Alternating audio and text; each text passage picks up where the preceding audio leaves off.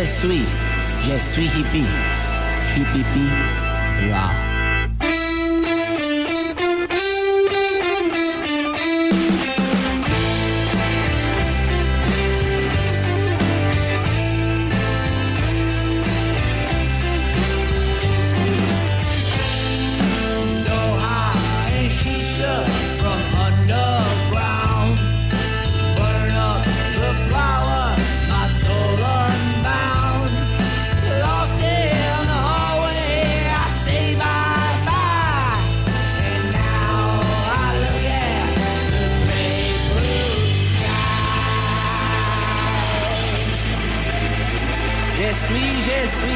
Je suis hippie, hippie, rah.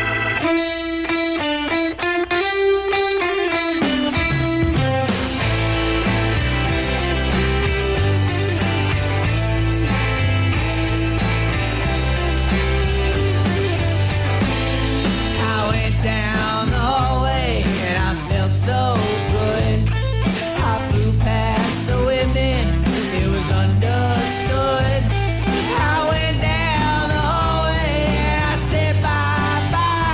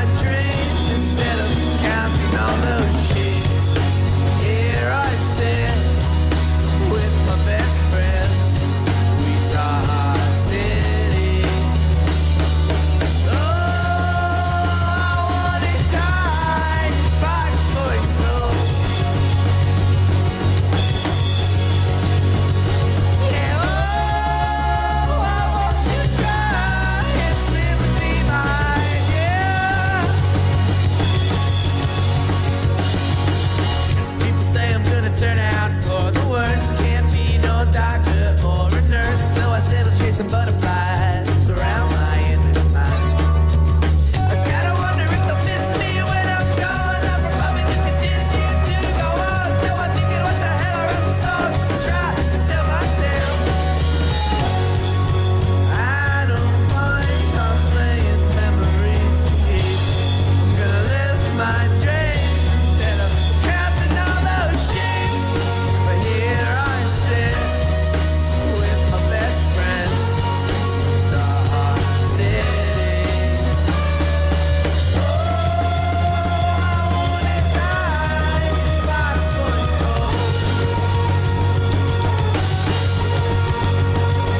Yeah, oh, won't you try and swim with me, my dear?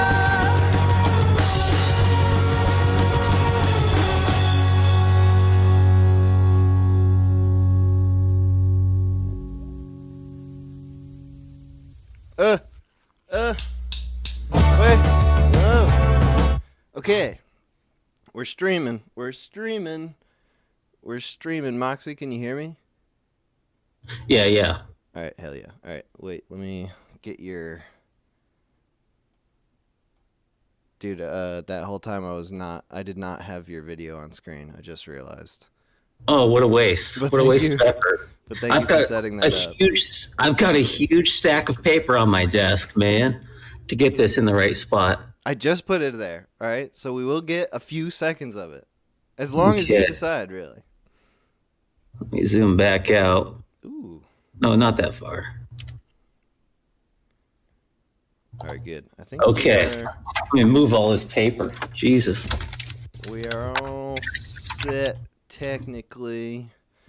I just gotta just one of those real quick. One more. Okay, good. All right. So we're doing a zine stream today. That's right. Yes. MoxieFamous here is working on the next issue of the Mighty Lighthouse. He does. Well, we saw for the last zine issue that we did, MoxieFamous always for every issue does the printing and the trimming and the stapling and the folding and all that sort of processing shit. Yeah, and we've covered that before. Mm-hmm. Yeah, we streamed that before, right? Yeah, we streamed that for the last issue, and so for that issue, I had done the layout, all the digital shit, bringing in the submissions and putting them together on the page. Moxie does all the physical shit, even when I do that. But then, for all the even-numbered issues, 2, 4, 6, and now 8, MoxieFamous also does the layout shit. Yeah. And we use so right now we're using InDesign. Yeah, like, what is it? Creative Cloud 2019, some old version. You know, we don't need anything new. Which works pretty well. I had never used InDesign before making the zine. Yeah, me neither. I had to learn it. Yeah, it's pretty quick to learn. I just watched maybe 30 or 40 minutes of YouTube tutorials, and that gives you enough basic knowledge to get started. Yeah, and then once you're forced to make a zine using it, you're going to figure it out because you have to make it. So, absolutely. You got to make trial it. and error. At some point, we're probably going to switch softwares for that just because Adobe is such a pain in the ass. Adobe is such shit. It's very was it? expensive monthly. It's like $21 a month or something. It's no good. For just... I've tried to get Adobe out of my life as much as possible. But, you know, still using InDesign because that's what we know how to use. What's the other one called? It's like Affinity right. Publisher, something like that. We own it. We bought it. We have it. We just haven't, done the trial and error to learn it. Well, probably should. Yeah, gonna have. Maybe on the next volume, we'll force ourselves to switch. Yeah. So for this issue, then, you are, I don't know, in the middle of working on this? Where are you at? Yeah, I'm midway. Like lately, I've been doing a bunch of the physical assets. We've got pretty different styles of making the zine when it comes to editing. Me and Mr. the Minute Hour, I do almost everything out off the computer, off of InDesign, and then I bring it in at the end. So like a lot of it's done through GIMP, physical stuff, do stuff on the page, scan it, edit it, and then 80% of the work is done out of InDesign, and then it's just assembling it. So it's hard to gauge sometimes how much I've actually done. Do you plan the formatting itself before you put it into InDesign? Like is that in your head, or are you drawing that out, or? Sometimes, that's right. There was remember that one that I made when we first were starting this volume, where I figured out a whole format, and we were going to work off of this, and then eventually we did away with that. I did follow that for the first 2 issues, I think. I did it for the first 3 or something like that, because I made that template InDesign file, and then I would just open that up and fill it in. But yeah, it's stuff like that, or it's taking notes, ideas I have, doing little drawings. Yeah, I get that. But yeah, I usually like to plan things out. And when you do stuff, I mean, I can't say what it will be like for this issue because I don't know yet. But for the last issue and for several other of your past issues, you definitely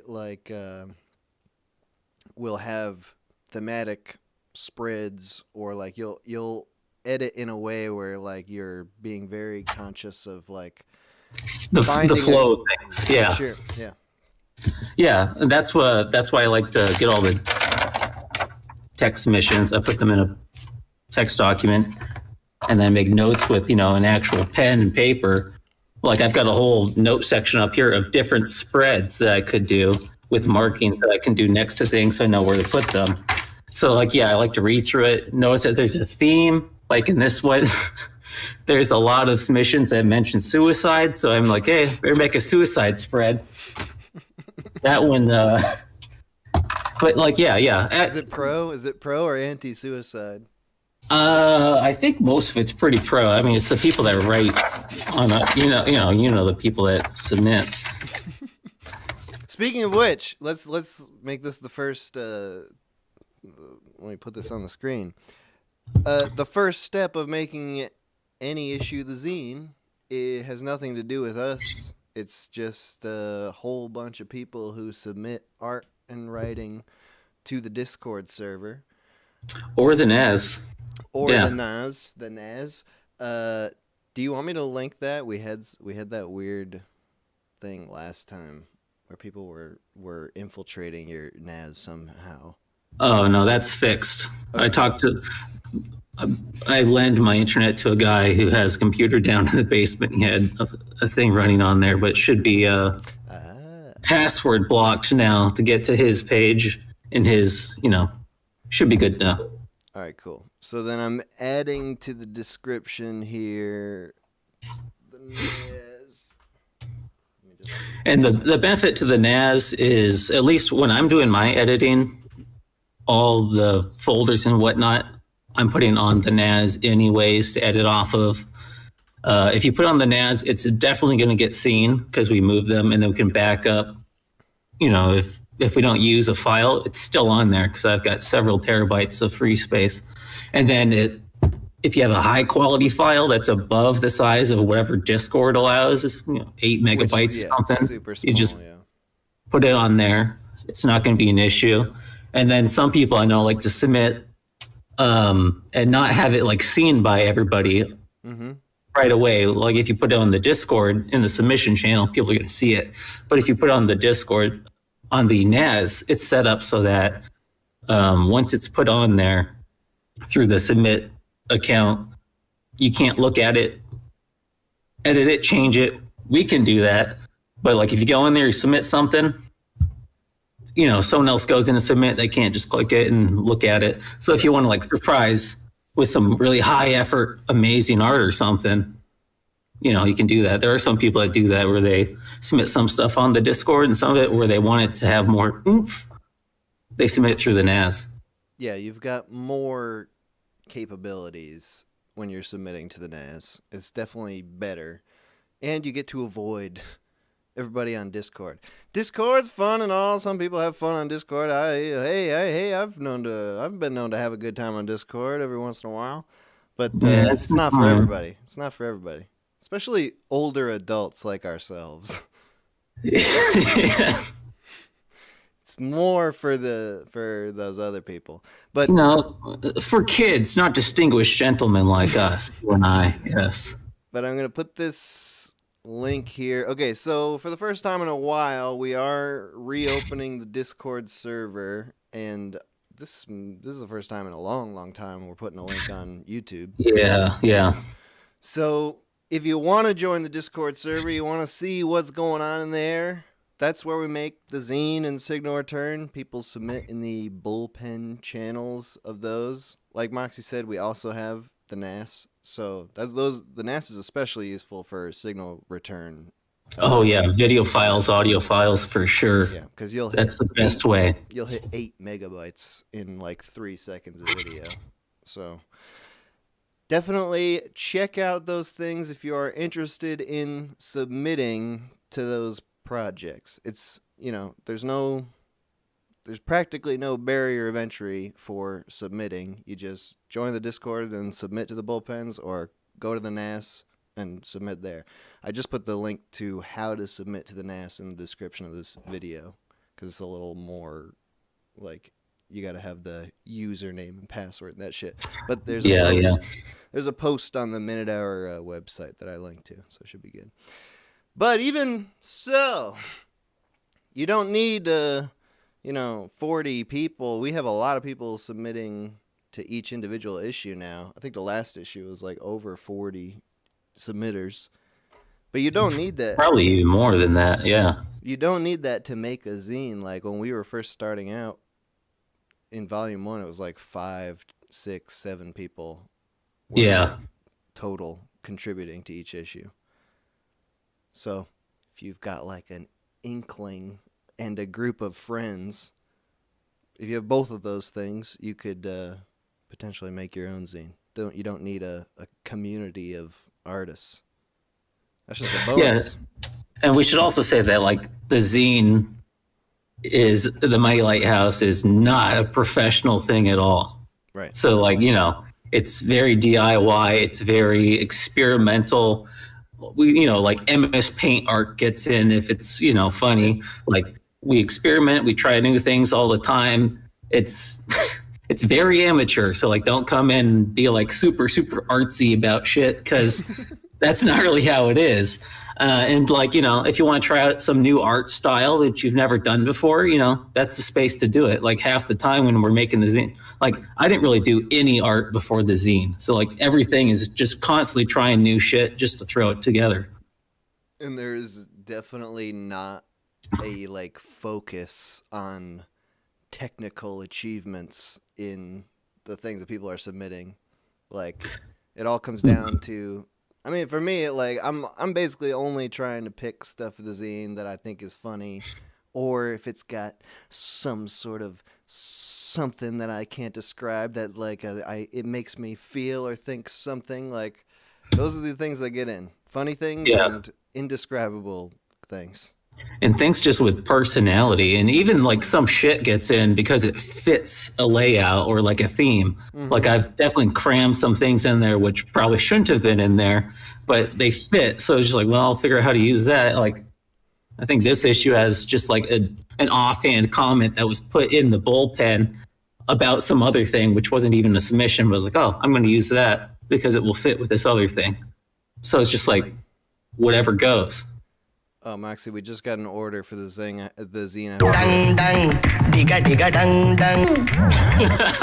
Hell yeah. I told myself I'd play that every time we got an order for the zine.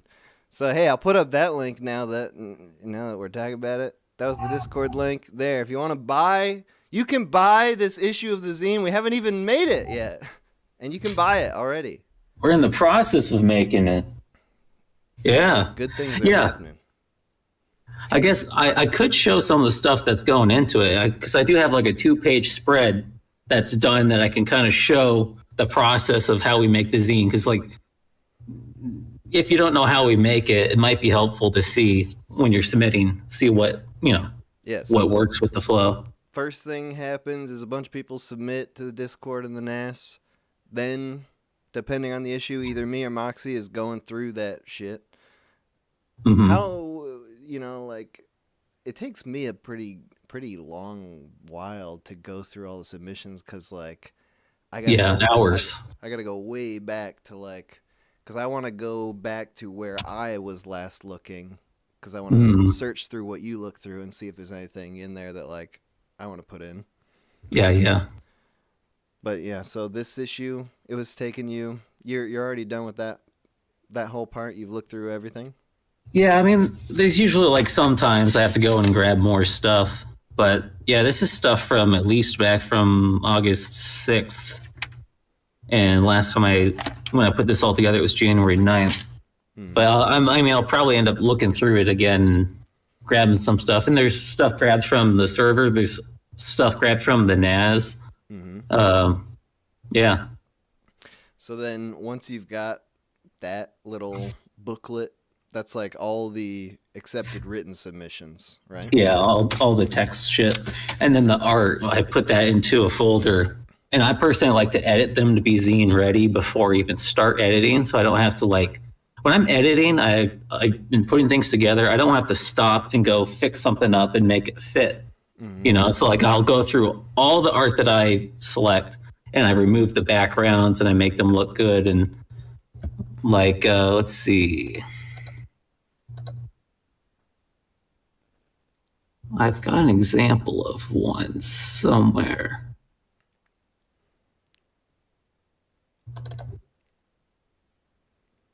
Okay, yeah. Let me do a display capture. Like, see, this is one. Hamarchy can recognize that style. Immediately, yeah. They've been submitting for a long time. They're getting all the time. Probably since volume 1. Yeah. They've done it really. Yeah. Maybe volume 2. So like when I say zine ready, this is what I like to do. Make sure it's got the background. If it's in black and white, then it's white like this. But like comes in looking like this. And then, doing some color stuff, doing all the stuff to remove it, having to put in the white background. I like to do all this shit beforehand, straight up, right from the very beginning. And that can take a couple of days sometimes if you got like 70, 80 pieces of art. So like, I like to really front end a lot of the work outside of InDesign. When you're looking through submissions, are you doing writing and images at the same time? You just going like one by one, and if you like something, you put it away? Or do you do all writing and then go back and do all images? I do all writing and then I do all images. I go down, get all the writing stuff. As I'm putting that together, usually I can see themes that are starting to appear. And then when I'm going back and I'm grabbing art, I'm grabbing the stuff I like, but then also I have the themes of like what could work with the writing in mind from, getting all that together and go, oh, that would probably work for that one. That would probably work for this spread. Once I have like an idea of like several different spreads that I can do. Yeah, I do the same thing when going through submissions. It's just focus on just writing, all the writing, and then all the art. I don't have like a really, like, I don't really like consciously match up things until I've got all of everything. Like, I basically am just picking everything that I like, even a little bit, and then like trying to see what might match up once I've got like these two big pools of things that I like to work with. Yeah, that's usually how it goes for me. Where mostly it's like get all this together, go through it, take little notes, And how And much, yeah. like, when you're working on this stuff, like, how much do you think gets dropped after you've already chosen the stuff that you like and, like, you would put in the zine? How much of that actually gets in? Depends on how much I'm able to grab. On the last one I did, I think I was able to use, over 90% of it. Oh, really? Yeah, at least for the written stuff. Usually art, on that, I had, I think, like 80 something pieces. And I wasn't able to use all of them. Mm. But they were all edited to be zine ready, so I could put them in something later easily. That's one of the benefits to doing it that way. I feel like this shows that you're more focused in your approach, because when I just take everything that I like and I probably use like 50 to 70%. And that's like pretty consistent. Like there's always at least a third of writing and images that just don't make it in at all. Ooh, that's quite a bit compared to me. But it's sort of like when I do the step that you're describing of planning. I do that just in InDesign without planning. I do the planning without planning, where it's just like once I've got the two big pools of content that I know that I like, I just start throwing shit in the pages of InDesign, like, because I think, all right, this is kind of related to this. This sort of works, like, and I do the whole thing like super, super roughly, where it just looks like shit. It's just a bunch of text and images like randomly placed on pages. And then I go individually with each spread and just try to make it look like the zine. That's all I can do, is like I work on it until eventually it looks like the zine. Well, I guess it's also I like to do a lot of it off the computer, and you do everything in InDesign, right? Well, I do. More or less. Like that first step is all just like putting all the shit. It's everybody else's shit going on all the pages. When I'm trying to actually make it look like the zine, that's when I start like scanning a bunch of things to add in like texture and color elements. Now color. But like that's definitely all after, like, I've already got a bunch of crap like throughout the document, and then I'm like, all right, now I need to get a bunch of framing elements and like background stuff, so I'm just gonna scan random shit around my house, like oven gloves and like whatever, just any random shit on my desk. And my room is a terribly messy place, so there's always things to scan. I save envelopes that have like the patterns on the inside for like, bank shit. Yeah, so much of the time you just need something. You need some texture to... like stuff like this. Yeah. Like I just like save anything that looks interesting. Yeah, look at that that's shit. perfect. That's great. That's great. So I just save that stuff for sure and just have it ready. Yeah, I've got the same thing. My brother usually asks me before throwing random shit out whether I want it to scan at some point.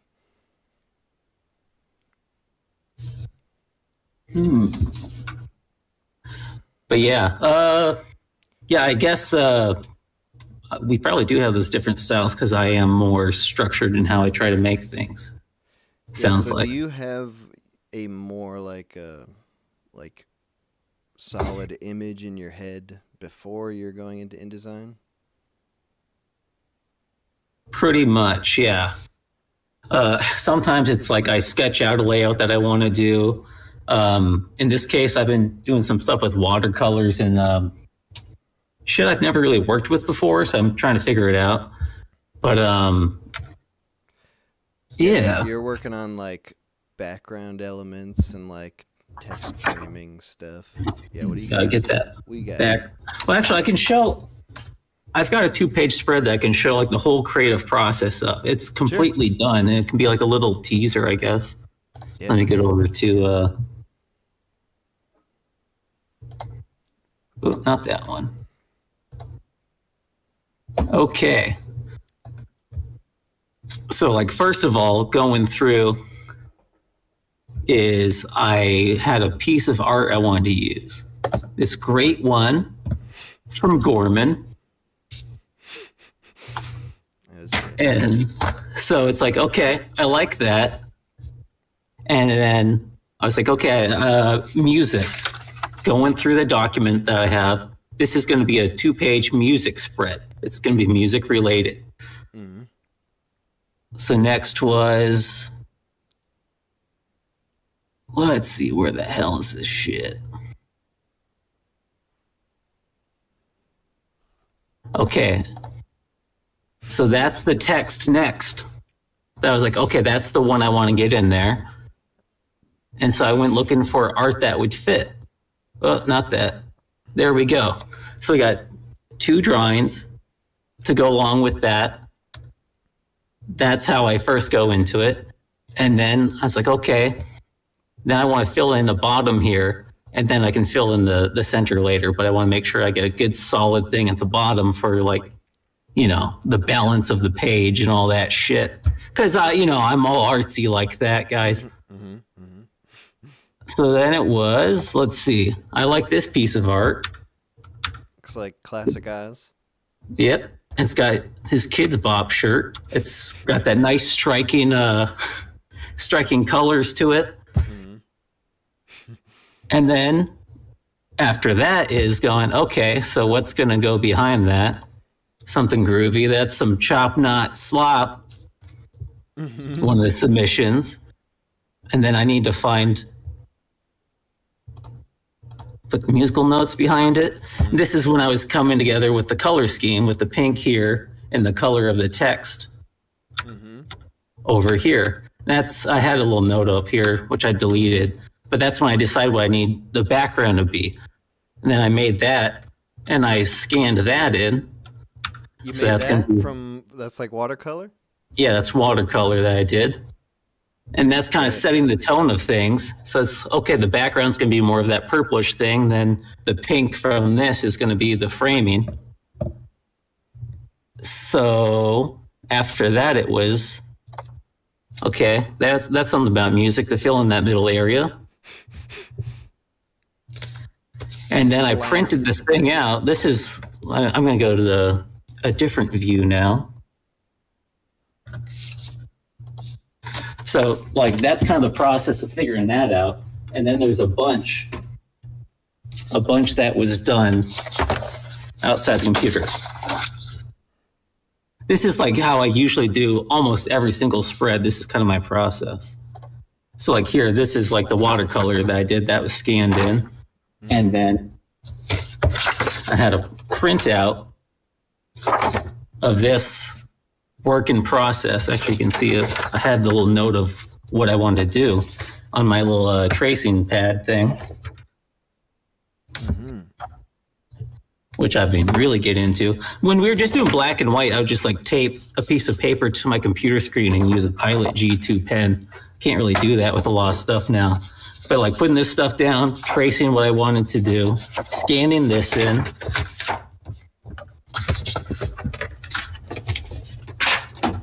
Just dropped everything on the floor. Oh yeah. And this is just like some cheap Daiso, like $1.50 oil crayons. Nice.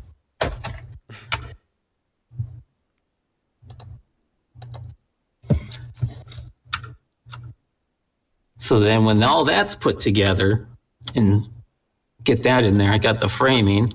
This is done in 2 parts because I wanted this to go behind the characters. And this is going to frame around it. Anyways, oh yeah, and then there's the text, which is musical lyrics. So like that's my whole process when it comes to putting together like a 2-page spread like this. Most of it is not on the computer. It's like whack together a few things and then go, okay, here's how I'm actually going to work with it. It looks freaking beautiful. I love the background and the it's gonna be good. The crayon outline stuff. Both those look excellent. And that's kind of gonna be a theme on the whole issue. I've been doing a bunch of, backgrounds and shit like that. Yeah. So I've got massive stacks of this stuff I've been working on. that's what I've been doing for like the last week. It's just trying to figure out what I want to do, working my head around how I'm going to use it when I'm actually editing. And yeah, so like when I do the zine, most of it is off of the computer. It's doing stuff like that. But even for that one, the way you're explaining it was like it all started with just like one really strong image that you really liked, and you knew that like that could be strong enough to be like a theme spread. Having it, yeah, if you have an anchor and then you can build off of the theme of it, or like especially sometimes there will be certain text submissions where you like I read it and then I go, okay, this would flow into this one, into this one, into that one, and then they won't be directly related, but there is a certain flow in them, which sometimes is not so easy to pick up. But it was like, so long as there's like a little tinge of something where I go, oh, this one mentions a microwave and then a dog, and this one mentions a dog and dad, and then dad to this. And so it's just like that flow of things. So it's more like one cohesive spread instead of just like a bunch of shit thrown on a page. Yeah, I think that like we achieve similar things through different means, but big but yours, I mean, I think yours does have it seems more like you know, a little more put together. I do think that mine is like, it's very run and gun, as you were describing before the stream run and started. gun. I am definitely like, when I make the zine, I spend like a real intense week in InDesign getting everything roughly there, and then like to the point where it's not just random, it's not like just randomly placed text and images. It's like I have a very vague general idea of the whole thing, and then I need to take like a 3-week break, and I need to just forget about the zine entirely, and then when I come back, I can come back and do the whole, like, all the polished stuff that actually like makes it look good and right. That's kind of what I do, but just going between editing on InDesign and then going off and doing this stuff, because they're two different workflows. So like once I start getting like frustrated and just kind of sick of doing stuff on InDesign, like sitting at the computer all day, I go, okay, cut that out, work on this shit, and just go back and forth with that sort of thing. And you are no stranger to making physical assets. In the last signal return, for example, there's a whole bunch of shit that you made for that. I've got a whole bot, like I save everything too. I should figure out what to do with it at some point. Yeah, I don't know. Wait until signal return is super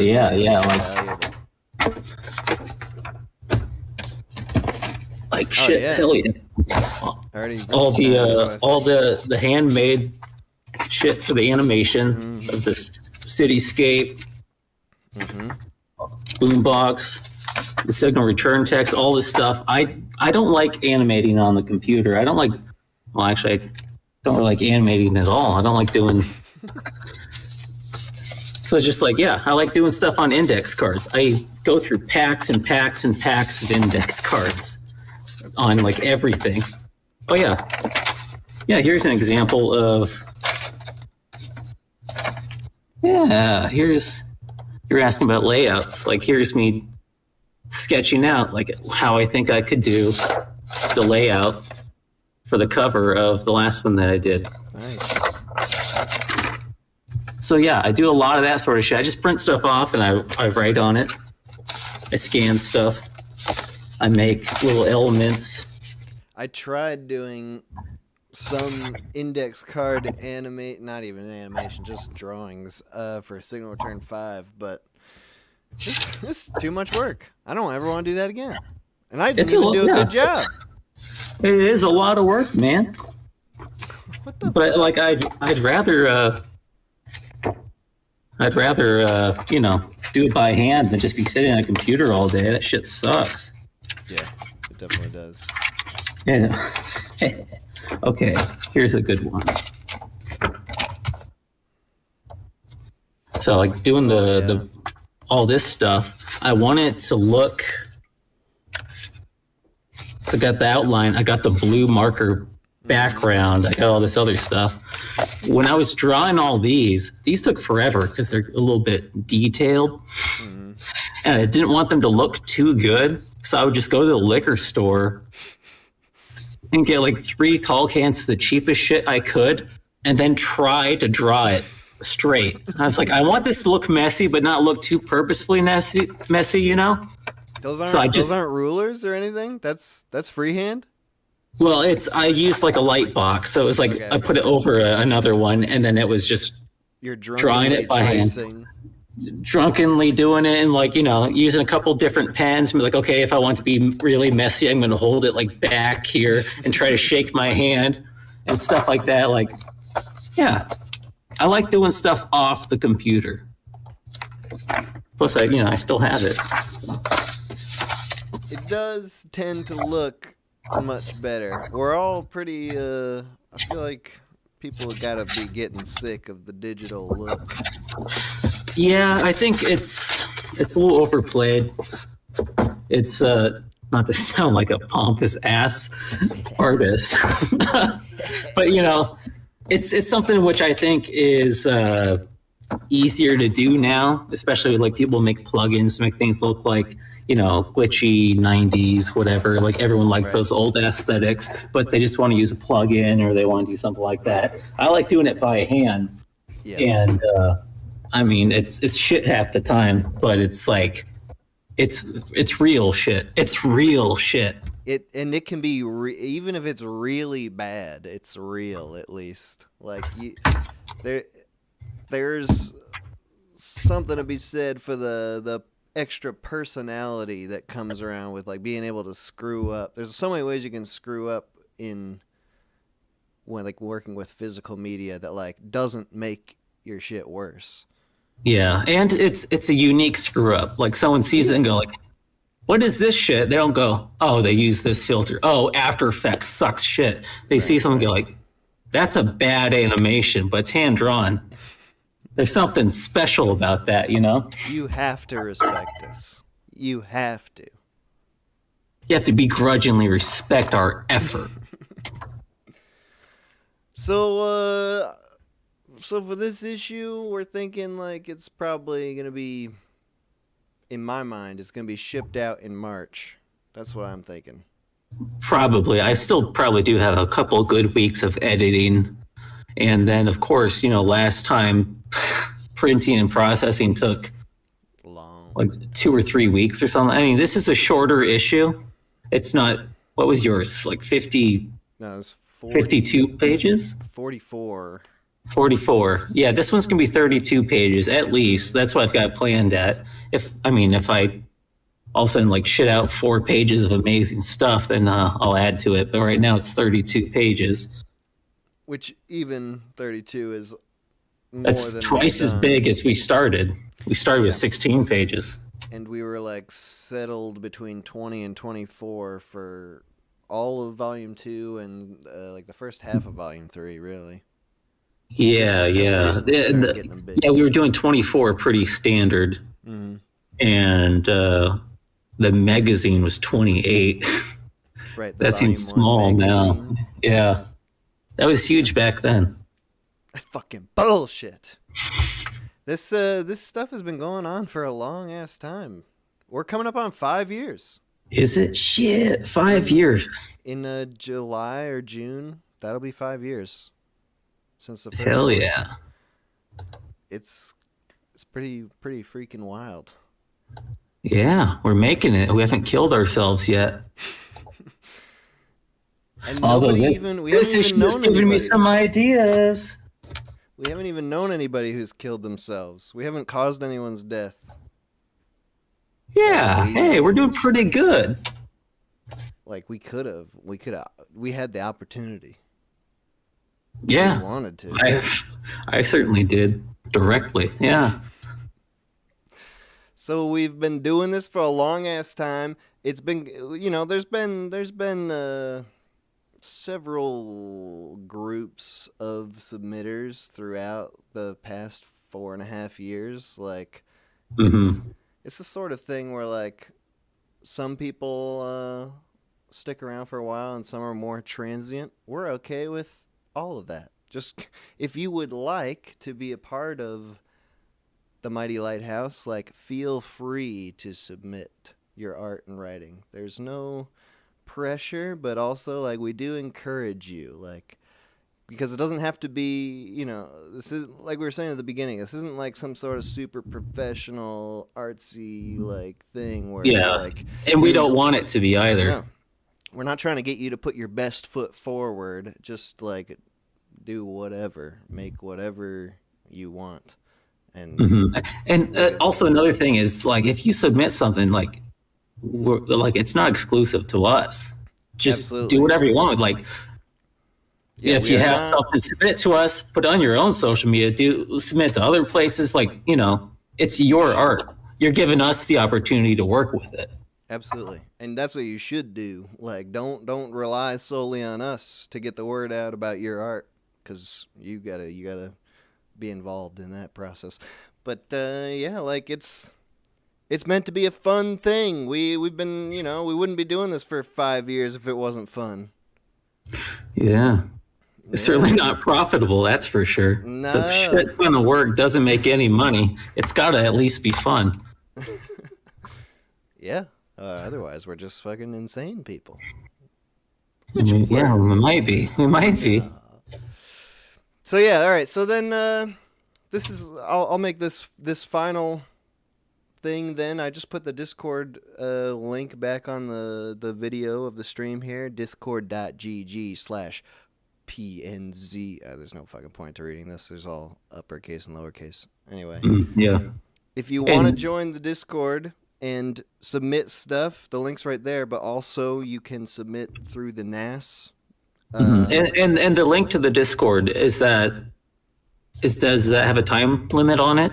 Yes, it is only open for 1 week. There's 7 days from a few hours ago where you may join the Discord.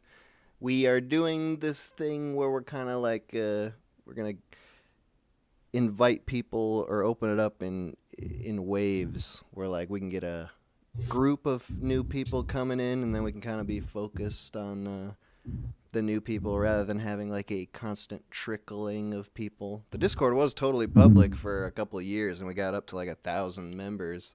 Yeah. We were really trying not to for a long time. Got pretty messy. Yeah. Yeah, that was too many people. Right now there's like 120 or something, so it's a lot more chill, and that's why we're kind of doing this method of, like, we'll get a group of people at one time. If you want to stay in the Discord, all you got to do is submit stuff, and eventually, if your stuff gets in, you can stick around. But otherwise, like, we had to kick all the like the people who were there just for the social aspect, you know. Oh yeah. That's the one thing. The Discord is not there for, like, there is if you really are after a community of internet fuckers, you can go to like the Minute Hour community Discord, which is a separate thing. You'll have to find the fucking link for that. Good luck. But the Discord server where we make the zine, that's the whole point. We make the zine, we make Signal Return. It's easy peasy breezy. We're not trying to like have that be a social hub. It's a chill zone. It's chill. It's cool. Chill. But, you know, everyone there is there because they contribute. They want to contribute. And then, like, they also work with each other in other projects, too. It's not just, you know, meet other artists there, too. Yeah, exactly. It is definitely a good place to meet people who are making stuff. And there have been a whole bunch of other servers that have gone on and, like, made their own creative projects, like people who have who know each other because of this project, which is really cool. We like that. Right? Yeah. All right, good. Do you have anything else we should say about the zine? This issue? Should we talk about the new shtick that we've got on this issue? We're always trying to add new things. I've got something new for this one and Do you have going something? on. Yeah. Yeah. All right. Yeah. Definitely. So this is this is something that we talked about, and what we're going to start doing is instead of printing the production number of, like circulation 500, because usually those are off by like 5 to 25. Now, since we have to handle every zine individually anyways, processing it, let me get to the HDMI. So we're going to start stamping them. And this is like a sequential stamper thing. So every time it stamps, you got 1, 2, 3. So we should be able to keep better track of how many there actually are. If you have if you can feel good about getting a low number or something about that. But also like what we tried to do in the past with like the scratch offs and whatever, nobody wanted to scratch them. Nobody wanted to do anything. We could just like at this point now go like, hey, if we want to give away, I don't know, 50 million Neil points, just go like, hey, volume, I keep forgetting what volume 3, issue 8, number 47. Hey, you won 50 million Neil points, post video or photo evidence, and we can send that to you. Like we can start doing giveaways that way instead of having to scratch off. And nobody wants to scratch them off, and then actually having a number to it. It's gonna be cool. And then when we do reprints too, like I can just whack in a different color and just keep track of where the numbers were. So like if we have to do reprints, there we go. We can reprint more to know how many we have. So that's our new shtick on going forward. I've got a couple of these. Each one will have a unique number. Mm-hmm. Moxie's referencing in volume 2, we had the interactive edition of the zine, and each zine had a scratch off, and if you scratch it off, like there were 4 or 5 winners or something, maybe even 10. I think there was I think we did it on like 2 or 3 zines. So it was going to be a regular thing, but like nothing came of it. So we just nobody. There was only one person who I knew of who got it, and he declined to receive the prize. Yeah. But now I like this. Each zine is unique. They will be uniquely numbered, and it will actually be in the order, I guess, that they're processed technically. Yeah. That's a nice looking stamper thing you got there. Yeah, those old ones, they're solid. I got 2 of them. They're sweet. But yeah, that's the new thing that we're doing. We're always trying to add new things. That's the new one, starting with this issue. Moxie's always trying to add new things. I just begrudgingly accept. You're hardly begrudging. You're just like, oh, yes, that's great. No, I'm usually pretty excitedly accept. I'm excited that someone is coming up with ideas. Yeah, and it's usually I'm the one doing the work. It's like, oh, you want to put scratch offs and everything? Go for it. Yeah, sounds great. Good idea. Okay, that paid off. I have a back order of dang dangs I gotta play. Hold on real quick. Dang dang, digga digga dang dang. Dang dang, digga digga dang dang. Dang dang, digga digga dang dang. Each dang dang is an order. Dang dang, oh, digga digga dang dang. Dang dang, digga digga dang I dang. love dang dang so much. Dang dang, digga digga dang dang. I want to be accurate. Dang dang, digga digga dang dang. Dang dang, digga digga dang dang. If you're counting at home, digga digga dang dang. That's approximately 10. 10 dang dangs. Not bad. All right, That's so 20 dangs. we're gonna do. Now we're just gonna transition into a regular call-in show, I guess. Unless there's any more zine business to go over. No, I think that covers just about everything that we wanted to cover. Just kind of show the process of what we do. And I guess one thing I'll say is because me and Mr. the Minute Hour have our different styles, different submissions might work better on different issues. So just something to keep in mind if you like the more structured, whatever designed shit that I do. You can submit during those ones. If you like the run and gun of Mr. the Minute Hour, then Thank you. for his my business name. And it's Also, like, part of it is if what do I want to say?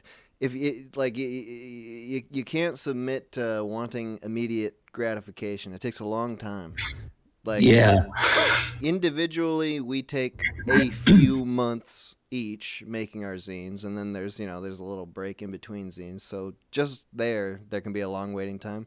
But also, I know for me, every single zine that I've made has included works that are at least like 8 months old, because there's always something that's just like way old, even if it's something that I had in like the pool of one zine where I took it out. I knew that I liked it, but then I didn't end up having a use for it in that zine. I'll go there. Yeah, you're really good at doing that. I don't have a good memory, so I just look more short term. Well, for mine, you're gonna have to wait, is what I'm saying. When it comes to my zines, it could take a year. But if you make goods there, if you put your shit in there, like, and all, I mean, like, you shouldn't, don't put your value or your worth on what we decide goes in the zine. We obviously put the things in there that we like, but there is stuff that we like that we can't put in every single time. Often, yeah. It just doesn't. It just won't fit. Like, sometimes you have to cut really, really good shit. Yeah, absolutely. So if you want to buy this issue of the zine, you can pre-order it. Like we said, it's probably shipping in March. That's probably the earliest you can expect it, I would say. Yeah, I've probably got a couple more weeks of editing, and then the printing and processing, depending on how many issues there are. I mean, like, the last issue, I think it took, God, what was it? It was like 120 hours of printing and processing. It took forever. It was a long time. But yeah, once the editing's done, then I'll be doing that. But yeah, probably in March we should be able to get them out. Yeah, we're working on it. Moxie's working on it. So you can buy a copy if you go to that link that's on the screen there. You can join the Discord. You can submit to the NAS. All those links are in the description of this video. We're going to take a little music/piss break, and then we're going to do a call-in show. Moxie, any final words? We're good. I'm ready to just become one of the boys and drink 5.5 beers. All right, hell yeah. Thank you for your time today. Appreciate you showing us all this shit. Yeah, it's my pleasure. Usually I just do this into my dank little cave. No one gets to see it. All right, I'll talk to you in a few. All right.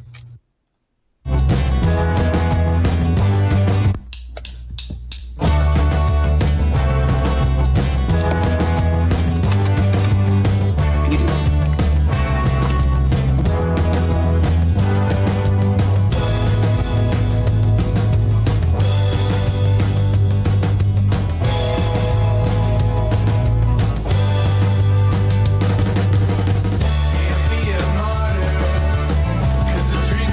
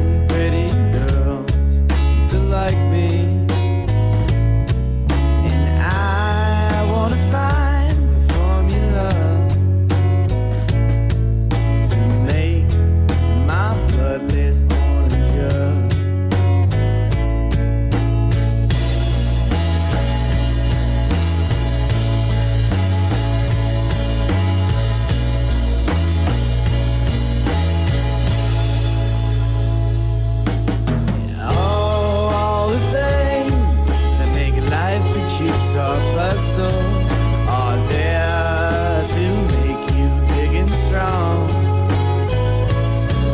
And all the things that make life a jigsaw puzzle are there to work your heartstring muscle.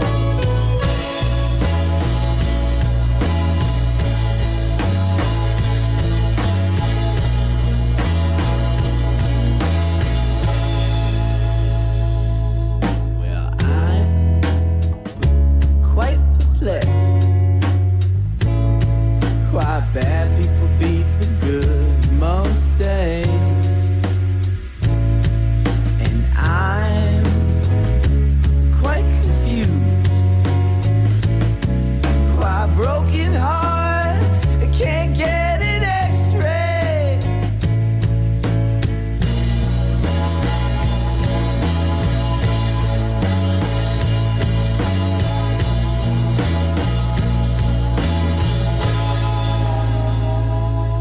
Yeah, all the things that make life a jigsaw puzzle are there to make you big and strong.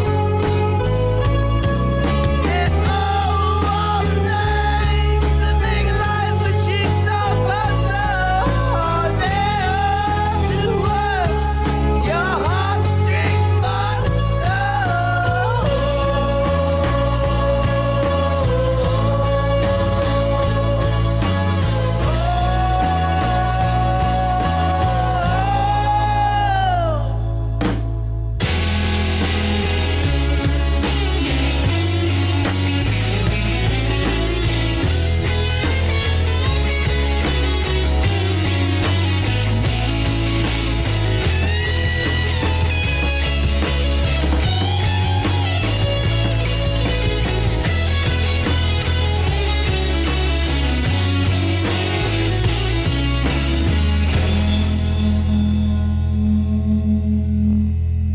Okay. Okay. Whoa. Whoa. Chill. All right. Okay. I just turned off Do Not Disturb mode. 518-288-7938. This is now a call-in show. I didn't think of a topic. I did not decide a topic. The topic says making the zine. I don't know if you're going to be able to talk to me about that, but you can try. Who's this? Call from Sam. I've talked to this guy. to accept press. Sam. Hello. I've talked to you before. It's been a minute, but yeah, you have. What did we talk about before? I remember that I talked to you, but I don't remember our conversation at all. Yeah. God, what did I called in on the Bitchin' podcast? Oh, fuck. That's the first one that we did. The first call-in show. Really? Basically. Oh, man. Well, I definitely talked on the Bitchin' one, and I don't remember what the hell the other one was. But so, yeah, let's just say it's been a minute. So what'd you want to talk about with no topic on the table? Oh, sorry. Got some beers going around here. Oh, boy. What do I want to talk about? Oh, damn. I didn't know I had to have, I didn't know I had to be setting the agenda. I would have had something... What? Something good. What did you expect? You're calling in to talk to somebody. You expect? Am I supposed to interview you? Oh boy, this is real solid right now. This is great. I'm All a right. great interviewee. Sam, what's going on today? What's your life like today? Right now, making some baked goods right now. Oh. Real, just regular old brownies. Nothing fancy. Nothing adulterated about them. Okay. I'm technically at work right now. I got one of those work from home jobs. You're getting paid to make brownies for yourself right now? That's correct. Yes. Hell yeah. It's a great gig. What's the what's the brand? What's the box? What kind of brownies are you making? Give us some details. I got some of those Ghirardelli. Woo! Woo! I don't know. It was the last time I was at Costco. I was like, I'm not going to be at Costco for a long time, so I'm going to get one of these giant-ass boxes of brownie mix, and then whenever I want brownies for the next whatever, I didn't You even know, know. just thinking ahead, man. I didn't even know they made big boxes of brownie mix. Yeah, I don't know. It's got like 6 individual pouches in it, so Oh, hell yeah. whenever you feel like having some brownies, That's a pretty good Boom. situation. Are they just regular chocolate? Are they double chocolate? Are they triple chocolate? Are they chocolate death? oh, Whatever. these are the triple chocolate. Oh my god! So that's got the chocolate chips and the chocolate sauce, right? That's right. Heck, I've got some I know chocolate my chips in the dear cupboard. I could make myself a chocolate ganache, pour it on top, go real crazy. That would be. Who crazy. knows? Quadruple chocolate. Oh yeah. You making these brownies for anybody else, or is it just for you? I mean, my roommate's probably got. I'll definitely let my roommate have some. I don't need a whole tray of brownies. You're saying that like you don't really believe it.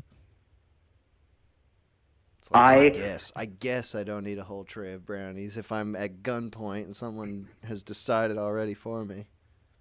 Look, I could eat this whole tray of brownies. Obviously, I could eat this whole tray of brownies, but I have to make constructive choices with my life.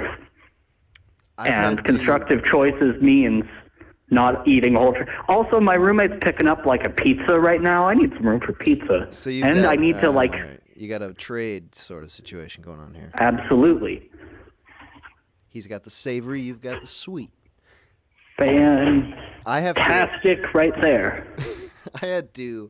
I could really get into the sweets big time. I had a skill where I could eat, a whole box of cookies, a whole box of Chips Ahoy or Oreos. No problem. Do that in 30 minutes. And I'd have no control over it. I mean, I would say that. I obviously have some control, but it just felt, like when I get started, I can't stop because they're so tasty. So I've just had to stop buying sweets entirely, which I've managed to do for a couple of years. So like this is the only way. It's like if they're here, I will eat them all until I get really sick, and if they're not, then I save a few bucks. What's the fastest you've ever eaten a whole pack of Chips Ahoy? I gotta say probably one episode of Seinfeld. Standard unit right there. I used to when I was a kid. I have a lot of siblings, and we used to get the big rectangular box of Oreos where it's like just a bunch of loose sleeves of Oreos in plastic packaging. You ever seen that? Yeah.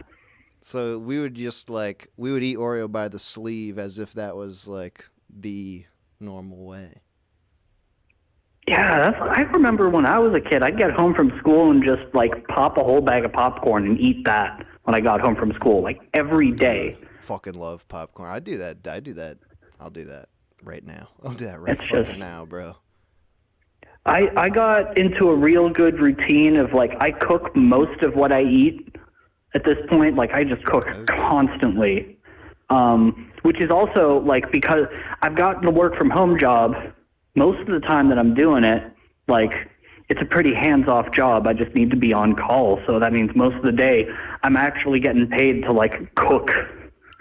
So that's one way that it keeps me from like wolfing down an entire thing of cookies. It's like, yeah, but I just spent like 2 hours making these. I gotta if you make pace your myself own, out. that is wise.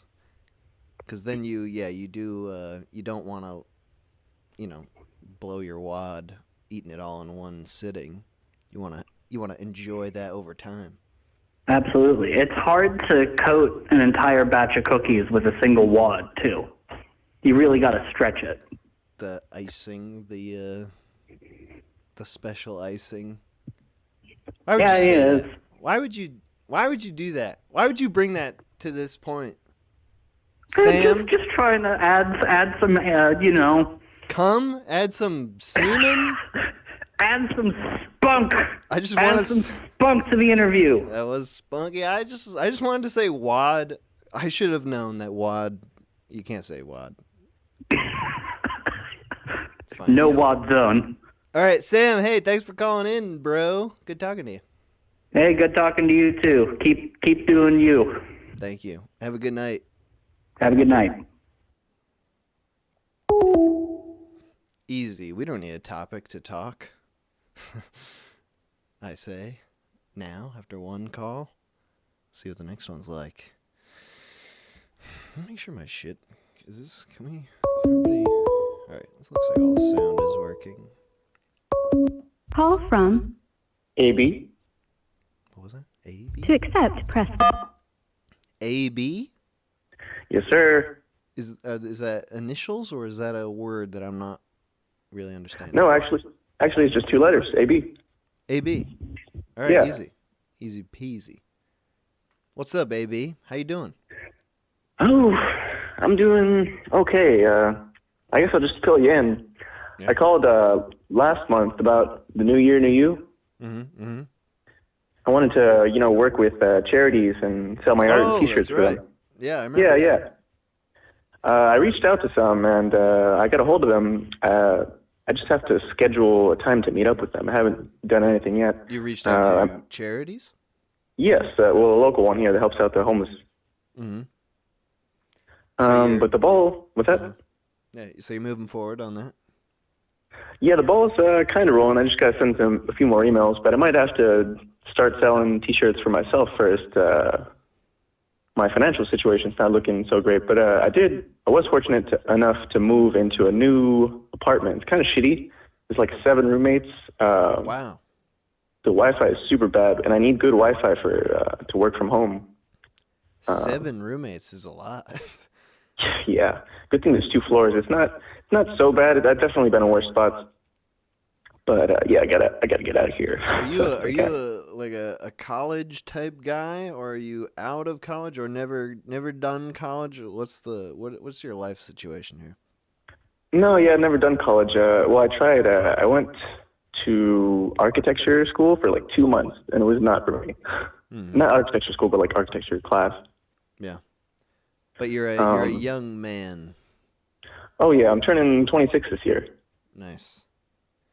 God damn, 7 roommates. What the hell are they doing? Are any of them your friends, or are they all just random people? No, they're random people. I've never met them before. They seem pretty cool. One of them worked in the circus in his past. That's unique. You don't hear about that. No, yeah. He let me borrow his pipe. It was pretty nice. His pipe? Like a drug pipe? Yes, a marijuana pipe. I thought you meant like some sort of circus thing, maybe like his. Oh no. But yeah, I couldn't conceive of what that would mean in a circus sense. Yeah, I've got no clue. I do want to tell you something. The pipe that tames the lion. When you blow into it, it has the. Maybe. All right, no, go. That's interesting. Okay, yeah, I'll tell you that. But that actually made me think. So I was visualing, the lion's whip, like they beat the lion to tame him. I was imagining a pipe instead. Exactly. Like they just let the lion chill out. Like, lion, take a puff of this. That'd be better instead of beating them with it. We gotta find out what the circus situation was. I am curious. I've never talked to anybody who worked at the circus before. It's like a very mythical seeming profession to me. Yeah, I know. I watched that new movie that's out, Nightmare Alley. That's about kind of the old school circus freaks. What's it called? That's a pretty good movie. Nightmare Alley? I don't know it. I haven't even heard of it. It's directed by Guillermo del Toro. I didn't expect it to be as good as it was. I really enjoyed it. Guillermo, say it again for me. Guillermo Guillermo del Toro strikes again. That sounds like a good, topic for a movie for him. Circus freaks. Yeah. What was I gonna say? I just moved in here the day before yesterday. Mm-hmm. Okay. And I'm in Austin, and it's freezing now, which is not normal. What is it freezing? Literally, like 32 and below. Yeah, I think it got that low a couple days ago. Damn. Yeah, and I was moving in the freezing rain. I had to park my van on 6th Street and leave the hazards on and keep bringing one load at a time up all these stairs. Jesus. And the cherry on top of all that is I had to go drop off the U-Haul van pick up my bike from the old place and bike in freezing rain to downtown. Oh, you were living in downtown? Oh no, I was living like East Austin, but now I'm downtown. Oh, now you're downtown. Oh, right. Jeez. Yeah. And the funny thing is, that? I'm sorry. No, go for it. Whenever I was alone in that house that I was at, because I was alone a lot, I memorized your video, the "Don't ever look at me again." Nice. And I would just say that like over and over, like to myself when I was going crazy. And when I was biking in this freezing cold, I had to get my mind off of how cold I was. So I just kept saying that over and over again. Dude, did it help? Did it work? Oh, it did actually. It got my mind off of it. It was like I was like in the video and not in the freezing rain. Not in your life. Yeah.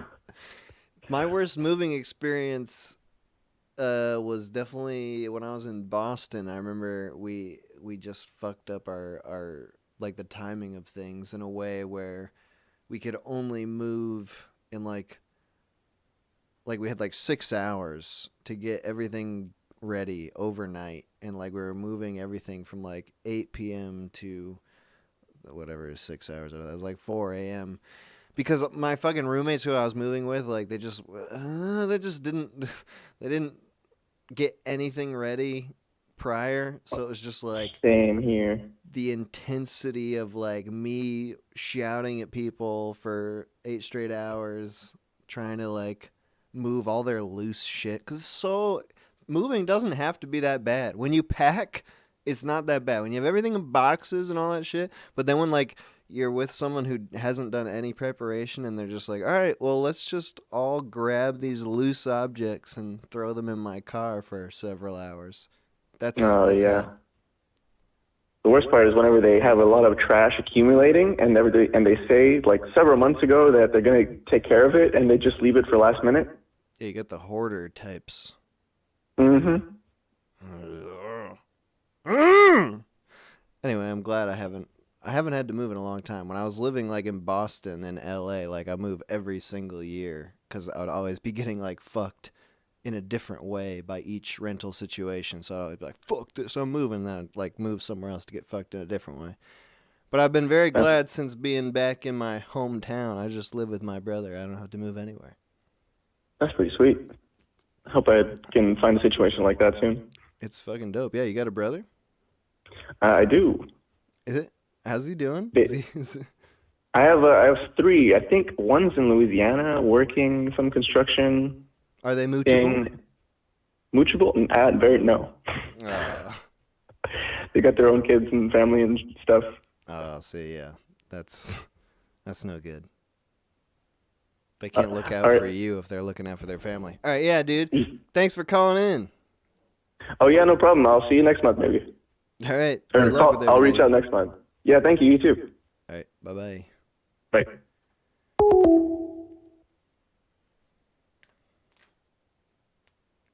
Man, I hate moving.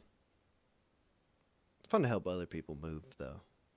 Because you can feel very helpful, but you don't have to do the actual painful part, which is like unboxing and getting everything ready. That's just you just toss a bunch of shit in their house. And be like, good luck. Call from Cody.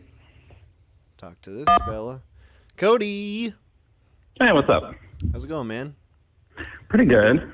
We've talked several times on this show. Yeah.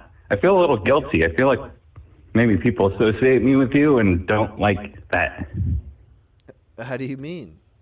Like, oh, this guy keeps getting on. I fucking hate this. Why don't I get on? Yes. But that's natural. Everyone, I don't know how some people get on and some. I don't know how it works. What's your secret? Tell then you the just audience saved won't the number. I called once. This is the only time I've tried to call. Really? What is the secret then? You just have to get. Okay, step 1. Listen, everyone. You save the number in your phone. There's no shame. That's what everyone else is doing. Don't be cool and do it the other way when you don't get the advantage. So you save the number and you just call between the calls. And you're likely to get on when the lady asks for your name. Like, that's when she's going to try to connect you. Otherwise, it's going to get like a voicemail, some asshole going, hey, me. I can't believe nobody's thought of that. Call between the calls. Yeah, I don't know. There's been a bunch of myths in the chat where it's like, oh, you're shadow banned, or... No, that does not exist in this. I have not done anything on my end. Maybe Google has some weird grudge against some of you. That has nothing to do with me.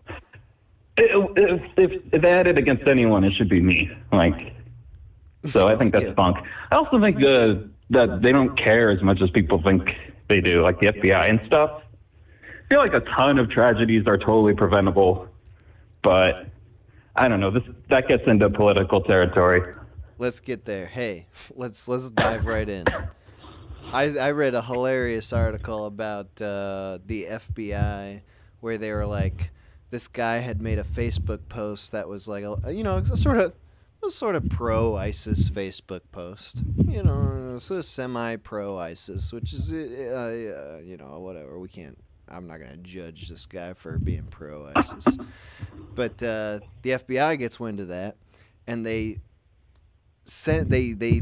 create an internet woman, a beautiful Muslim internet woman, to seduce this man. Where is this guy? America, the United States. He's a hunky? He's probably a transplant. I don't know. It's just always kind of cringe when the white guy's like, this is for Allah. Like, When white shut guys, up. you said? Yeah, when the white guy's like, this is for Allah. It's like, shut up, Steve. That is a little weird. You're just mad. I've definitely never in person met a radical Muslim white person, and I would be shocked. There's not a lot. But anyway, so the exist. FBI, they created this person, this woman, no idea if it was a woman in real life or not. It was an FBI agent regardless. And they were like messaging this guy, trying to seduce him, like saying, like, I'm a beautiful Muslim woman, and actually getting him to fall in love with her. And then once they determined that he was in love with the FBI agent, that's when they started trying to convince him to like blow up a school or like do a mass shooting. Because they're like, the woman is like, you need to do this. Like, we are totally going to get married and have children and stuff. But really, first, I don't want to commit to any of that unless you're going to do a mass shooting in the name of Allah. And the guy who they're talking to, he kept saying no. He was like, oh, I really love you and shit, but like, I don't really want to fucking kill a bunch of people for no reason, basically. And she'd be like really disappointed, and she'd like get mad at him. She's like, oh, what can I do to make this better? She's like, shoot a school up. And he kept saying no, and then just eventually the FBI just like they just arrested him. Like they found he dodged his taxes or something, and they were like, yeah, well, you're not gonna shoot up a school, we're gonna arrest you anyway. Like, we've put a lot of money into this situation. It's not what we wanted, but we're going to make do. So, even though I do absolutely agree the FBI is probably not watching you specifically, it is funny that the FBI does attempt to seduce people into committing acts of terrorism over the internet with fake and like women. Child molesters, too. Ooh. Do you have experience? No, just like, what? Fuck you. No, I watched TV at one point in my life, and that was the thing they do. They go, I'm Bobby, I'm 5, but they're like an FBI agent, and then in real life they're like drinking a coffee going, this sick fuck. You son of a bitch. And then they go, I'm all alone, come over. We love it. The only yeah, so it's okay for stuff. You definitely want to have some credentials, because if I did that, it'd just be like, you're an asshole and you have issues, and it's also illegal. If you have credentials, what do you mean? Like, you don't want, like, just anyone just going, I'm going to fucking find and just fuck with child molesters or what. Yeah. I'm just going to fucking shoot these people that are bad, blah, blah, blah. It's just like, everyone wants to, every now and then you know about someone who's an evil piece of shit and you want them to die, but you don't want to like. That doesn't mean you want to hang out with someone who's like, yeah, I fucked this skull. Yeah, He died real bad, buddy. Don't worry. He would be like, There's like that whole genre of YouTube of like the predator hunters, and it's like a lot of it seems really fake. Like I've looked at it. It's like this is garbage. It's like reality TV level. I don't know how to feel about it in general, just because it's a lot of effort that an individual must expend to pretend to be a child, like a really horny child. They're always like a really horny child. They never like pretend to be a normal child. They're always like, I want to fuck you when I'm 10. Like, I never noticed that, but yeah, I guess that is. They always have to be like the And it works. horniest child imaginable. And yeah, then the pedophile's like, wow, there are horny children out there. I can't believe it.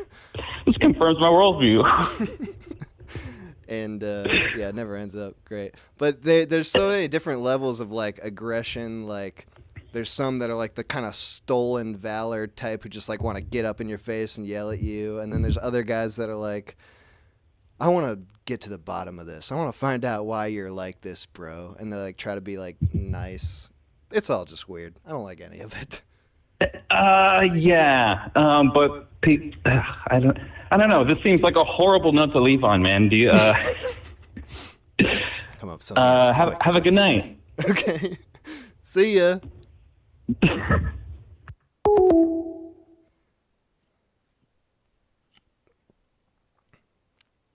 I didn't want to get into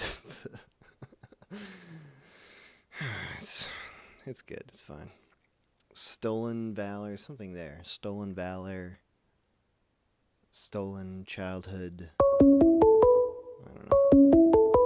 Call from Hello. to accept. Yo. Hello. Hi, who's this? Joe. What's up, Joe? How you doing? Pretty good. Hell yeah. Did you have any school or work today? School or work? No. Nice. You been chilling? I've been on the government gravy train Ooh, hell yeah. for a long time. Longer than I can even remember. COVID type gravy COVID train? stuff. COVID stuff. Were you displaced in your work? Yeah, I was a Hobby Lobby stockroom worker. Oh yeah. What does that mean exactly? I don't actually know that term, Hobby Lobby. Hobby Lobby's like this Christian art store, and I would work in the back room with a bunch of weird, like dregs of society. It was pretty good. They're selling Christian art. Art Well, supplies? they're selling Christian stuff. They're selling art stuff, and also like Spider-Man stuff. I don't know if it's an East Coast thing. I've never heard of it, and I live close to the East Coast. Mhm. Maybe you're more in like the southern part.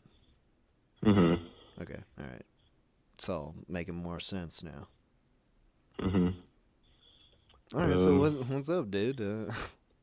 Well, how's the zine coming along? Is it So good. Did you watch? Did you get to see any of the beginning part of the stream? Mhm. We were showing off the zine a bit. MoxieFamous is working on it. It's gonna be totally done by March. It'll be shipped out. You ever gotten the zine before? No, I don't know. You know, I've seen like punk zines in like the comic book shop and stuff, but I don't really even know what a zine does or is for. I think some of my friends were one of my friends was fighting against like oil magnates, and he made like a oil magnate zine, anti-oil magnate zine once. It was pretty cool. And the impact? It was huge. Yeah. Changed everything. As I understand it, zines are a thing that have been around for a while, and they're just, they're like small circulation printed media, so typically for more niche interests than maybe a magazine. Oh, it's like a mini magazine. Exactly, a mini Okay, zine. okay. Oh, So a lot of the like zines, a booklet. Yeah, it's booklet. It's Like a booklet to a book. Zine is to a magazine. absolutely. And from what I understand, a lot of zines are like highly like political and Whoa. just like they're for like those very specific niche like there's zines for like, you know, fat goth trans bicyclists. Like it's you got to have a specific audience. Wow. The fat goth bikers, man, that would be a good zine. Or it might be a good zine. probably I out wish I there. had a copy. When we years ago, because we've been making the zine for a long time, we tried to submit our zine, The Mighty Lighthouse, to a zine fest in San Francisco, and they rejected us because we did Zine not. Fest? Zine Fest. Did you go? No, they rejected us Oh, no. because we didn't Like you have had to like apply for a ticket or a booth? we were trying to get a booth. Wow. To show That'd be off sweet. our zine, and there are people who are getting into Zine Fest, and their zine they'd never even made a single issue of it, but they were like, I have a great idea for a zine, and it's for gay birds who eat shit. Wow, is that really true? That's not true. That was an exaggeration. Oh. But they did. Well, that would be a cool zine. But they did. But they did accept people who had never made a zine before. That part was true. Jeez Louise, man. I can't believe you guys didn't get in. What the hey? Oh, There must be a lot of people making zines out there. I wish I went to Zine Fest myself. It's we gotta organize a raid on Zine Fest. Yeah, or like a flash mob type Yeah. thing. My friend was have you ever heard? I had a friend who was talking about a die-in. Like you go into it was the same guy who made the oil zine, and he said you go into a place and you pretend to be dead. Oh, just pretend? With a bunch of other people, yeah. You don't really die. I mean, that would be even crazier. That'd be the like ultimate. Yeah, you go in and die. the ultimate troll. They're forced to remove your dead, rotting body. From the lobby. That'll make a few faces red. That'll rustle a few feathers, I believe. Yeah, but instead of that, maybe like instead of a die-in, maybe like a Harlem Shake. Mm-hmm. That usually seems to rile people up pretty good. That's the thing, like turn a few heads. With a thing like that, like maybe you'll get some converts, like people who like they'll just, hey, everyone's shaking around, I should start shaking, but nobody's gonna kill themselves because someone else say, hey man, why are we shaking? And you say, it's in protest. They wouldn't let us in the damn festival. But at least you'll have the crowd of people who just love to shake. They don't shake for a cause. They just shake for joy. That's right. That is right. That's a hell of a crowd too. Exactly. Those are people you want to align yourself with. Completely. And I bet they have fat wallets too for the zine. Maybe. Yeah. You gotta hope. Wads. At the end of the shake, there's all the loose bills everywhere that's been shaken out of everyone's wallets. At Zine Fest, the floor is littered with neglected $100 bills. People were too lazy to pick them up, and they dropped them. Hey, man, thank you for calling in. It was great talking to you. All right. Goodbye. Bye. Wait. Let's see if I can put on Do Not Disturb mode fast enough.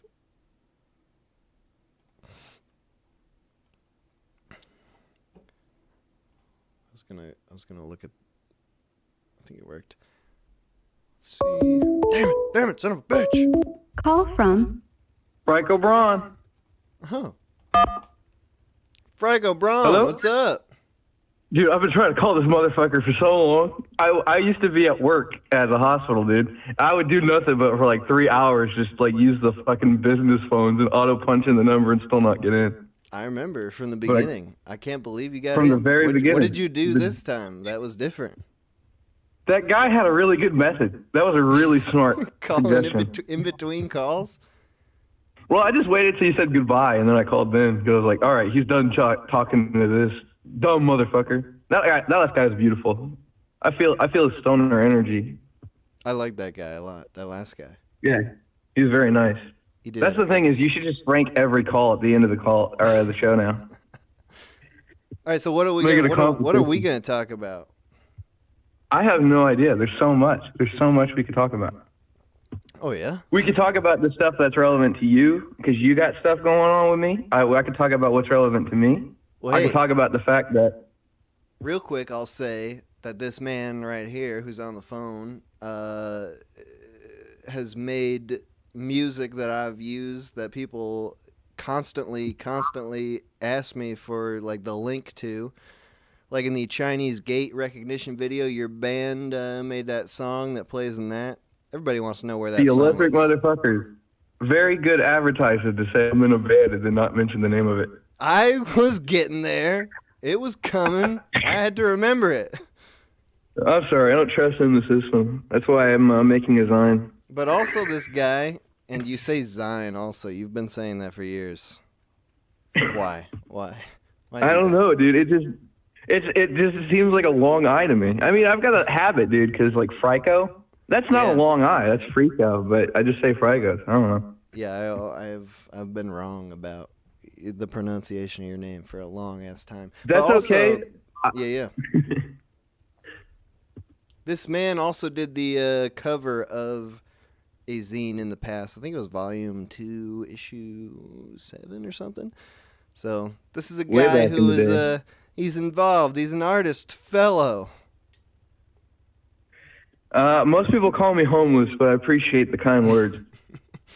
What are you working on now, dude? I'm working on a video game. I think I've been sending you bits and pieces of it, but I've just been like, I don't know, I got bored. I got tired of doing stuff that required other people. Yeah.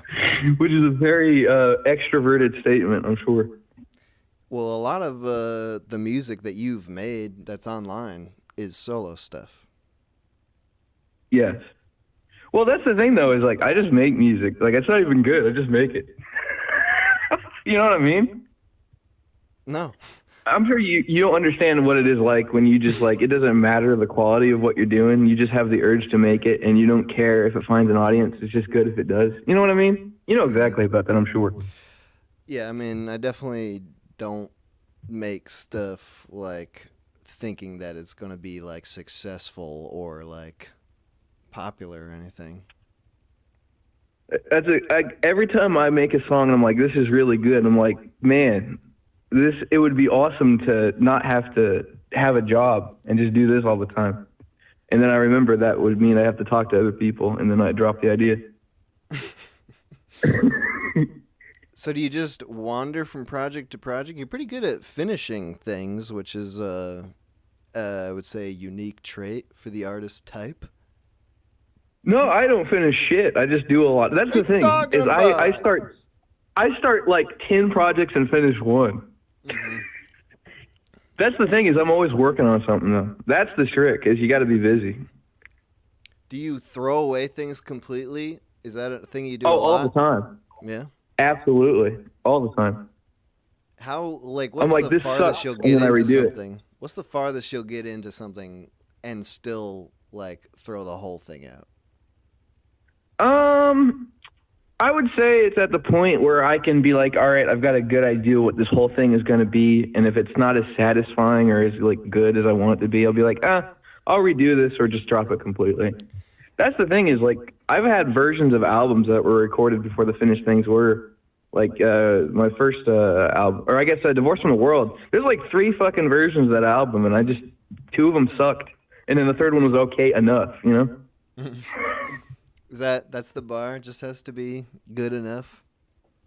Yeah, it's like, I like this more than I don't. But that's the thing. You know how it is when you make something. You see all the flaws. So you're like, all right, this is like a D. And a lot of people will be like, oh, this is awesome. I'll be like, no, fucking sucks.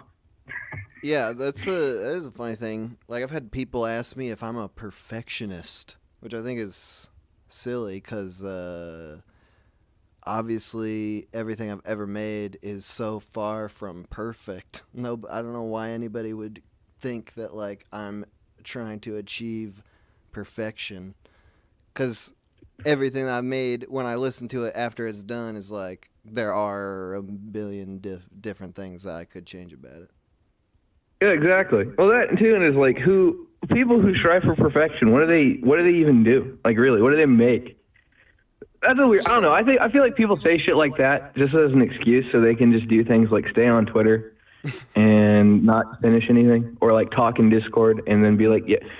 I don't get into that though, because you know how I feel about those kinds of people. I hate those people. I hate people who don't do things. Yeah. You are a doer. You are a maker. So what's the game for? What's going on there? I just felt like the kind of game I wanted to make, no one else was going to make, which is ultimately, like, you know, the biggest reason to do something is like, well, fuck, no one else is going to step up to this. Mm-hmm. But it's like a old Resident Evil kind of.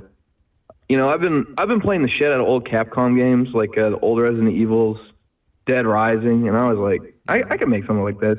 Just, you know, give me enough time and enough weed, and, you know, it gives me something to do instead of masturbating and then getting angry at people. The two primary hobbies I have. You've been working on a few game-type projects, though. Like, you just, like, I feel like you're the sort of guy who's working on stuff and you're absorbing, like, knowledge and information for the next thing, even if you don't finish what you're working on. In this instance, like, you're acquiring the skills. I'm glad you put it like that, because if you were a woman, and I say this as a gay person, so I can say this, if you're a woman or a gay person, they would just say, oh, that's so Gemini. That's so Gemini, and then I want to kill him. Luckily, I have no idea what that means. I don't know anything about anyone's star sign. Dude, I haven't told you, I've been working at the UPS, and I haven't been there. Out of like the last 4 weeks, I've been there like 4 days because I got COVID, I got bronchitis, and then now my door to my car won't stay shut, and it snows like a bitch out here. So they've been pissed at me at the UPS because they're like, why aren't you showing up? But I was like, I got COVID from fucking UPS. What do you mean I ain't been showing up? Like, of course. Dude, how long have you been working there? I've been working there since like, I want to say October, but I've only been recently like full time. They elevated me to full time, and I just haven't been, which is awesome. That's exactly how you should, you know, work a job. Are they gonna keep you on? Are you feeling confident? Well, here? that's the thing is, if they fire me, it's not really that big of a loss, because sure, it's like $15 an hour, but you work like 4 or 5 days a week, 6 hours, which isn't great. And like, it's not fun, dude. It is hard work. I gotta fucking like take 90 fucking pound packages of like auto parts and shove them on a big box truck. They have a big ass conveyor belt where all this stuff just comes down, and they expect you to get everything and put it in the truck and then have it organized where they want it, because it's a whole organization system too. It's not like just arbitrary. And they want you to do this all within like literally like 3 to 5 seconds with like 2 or 3 packages. It's insane. I don't know how people do this for a living. Yeah, it sounds. I don't want to do that. No, yeah, well, I mean, no one wants to do that, but that's why that's the thing too, is that's how they used to get people. Is they used to pay them $15 an hour, which was like, I'm sure in the 1980s a lot, but like, bro, I could like fucking, I used to clean up puke for $14.50. You know, it's not that big of a deal anymore.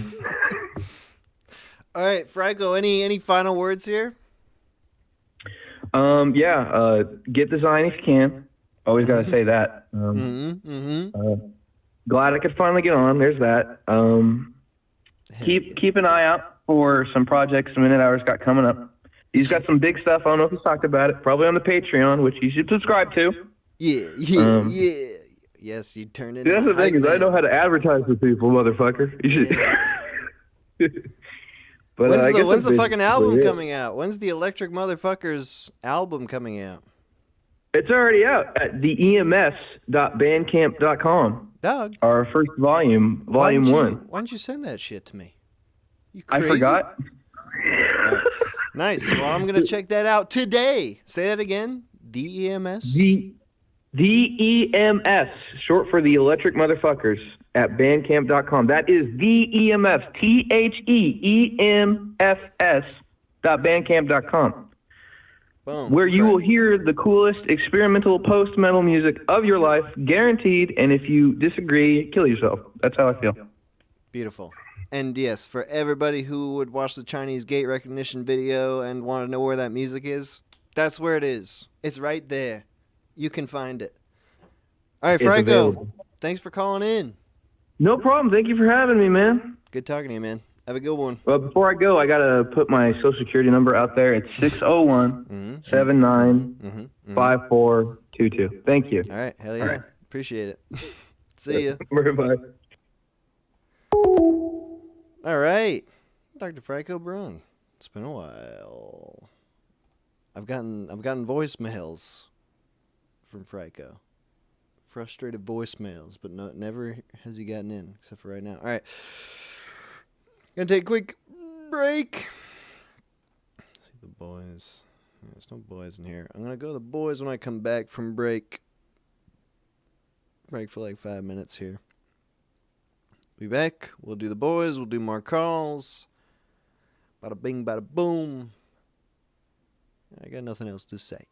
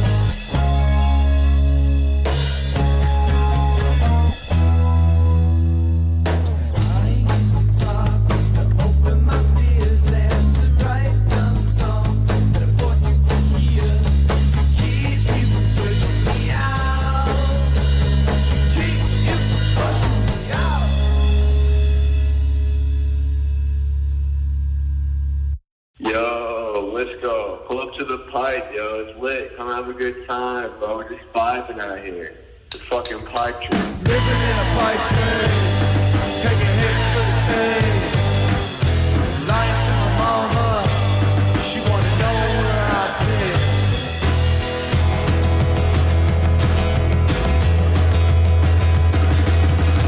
At the beach with the sun is up, and I got a lot of fools in the solo club.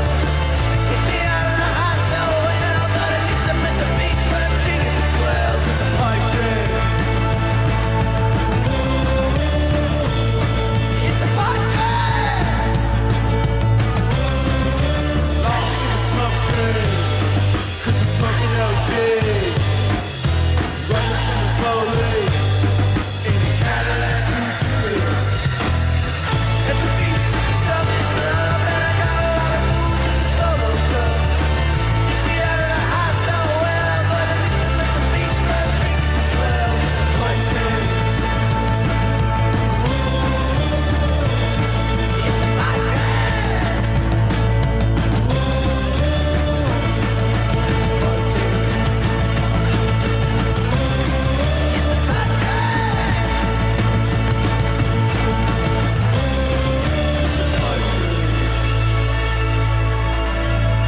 Okay. Hey, by the way, all the music from this stream is from the Wisconaut. The Wisconaut. I linked their SoundCloud in the description of this video. They've also got Bandcamp links in their SoundCloud. They got, they got the you'll be able to find it. Just click open the description of this video and you will see the Wisconaut. Pretty much all coming from one album from them. There are a couple from a different album. Let's see what the boys are up to. You're not. You live in New York City. You're not gonna walk. Not to the store. That's the whole point of a city, is so you can walk around. What the shit, dude? Whole point of the city for me is having the smallest possible expensive apartment. All right, the chicken's going on the pan. You go, oh, I want to live up in the sky and ride an elevator. That's it. That's all I want in life. Quait's elevator in Quait's building doesn't even work. It works now. It works now. Did they fix it? Yeah, it works now. Amazing. Things are really looking up. They truly are. Up the elevator. You hear that? You hear that noise? I hear a little bit of feeble sizzling in the background. A little sizzle. You hear it now? No. Oh. Shit. I don't know where my sound is coming from. You're going to lean into it. Maybe it's coming from my headphones. Do you hear that? No. As soon as you say, can you hear that, it goes completely silent. All right, well, I have no idea where the fucking... It sounds like you're playing with some foil or a plastic bag or something. Okay, here, I'm getting fucking oiled in the face because I'm leaning into it so that the headset can hear it. Can you hear the headset inside of it, dude? Just no, but it's getting noise canceled if I don't constantly speak. This 9-day-old chicken is doing a really bad job of saying hello fresh. Hey, thank you to today's sponsors, HelloFresh. Go to hello.fresh.com/Quait to get your first 3 boxes $3 off. Each box is $60 and contains 2 meals. You can get 3 out of 30 boxes free. Yeah. That's practically a 5% discount. Practically, not quite though. I can't imagine subscribing to food. Subscribing to food. Hey, thanks guys. Thanks for watching. Thanks for eating my food. Please subscribe. Hit that, smash that bell so you can get this food every week. All right, the spaghetti is going in the boiling water. I repeat. So Quait, you're making dinner? I am. Chicken and spaghetti? Yes, sir, and some sort of balsamic sauce. Okay. Don't get too impressed. It's HelloFresh. Oh. Go to hellofresh.com/Quait to get your first. Nice. You're assembling a dinner that was mailed to you. Yeah, that's right. I'm doing a real good job too. I could send you some dinners, Quate. You could pay me. That's literally exactly what Moxie said. Okay. Except for he told me the dollar amount he was paying first, and I started seeing dollar signs. You're doing it out of the goodness of your heart. It truly is astonishingly expensive for pretty much no reason. We're just for HelloFresh? Yeah. I don't trust any company that like I see their paid promotions inserted into all of the YouTubers shit. I don't know why I decided to go for it. I think honestly, I'm an anti-masker, and before I got the balls to like just full on not wear a mask anywhere, I was just trying to avoid being anywhere where masks are required. And so this is a vestigial anti-mask situation going on because I didn't really want to. Interesting scenario. You're an anti-masker HelloFresher. Yeah, I'm probably the world's first and only. Can you not just like hire a Jamaican to go down the grocery store and pick up a couple of bags of groceries for you? I probably could, but they would be wearing a mask, and I can't even be indirectly responsible for that. Okay. What's HelloFresh's mask policy at their distribution centers? Yeah, really.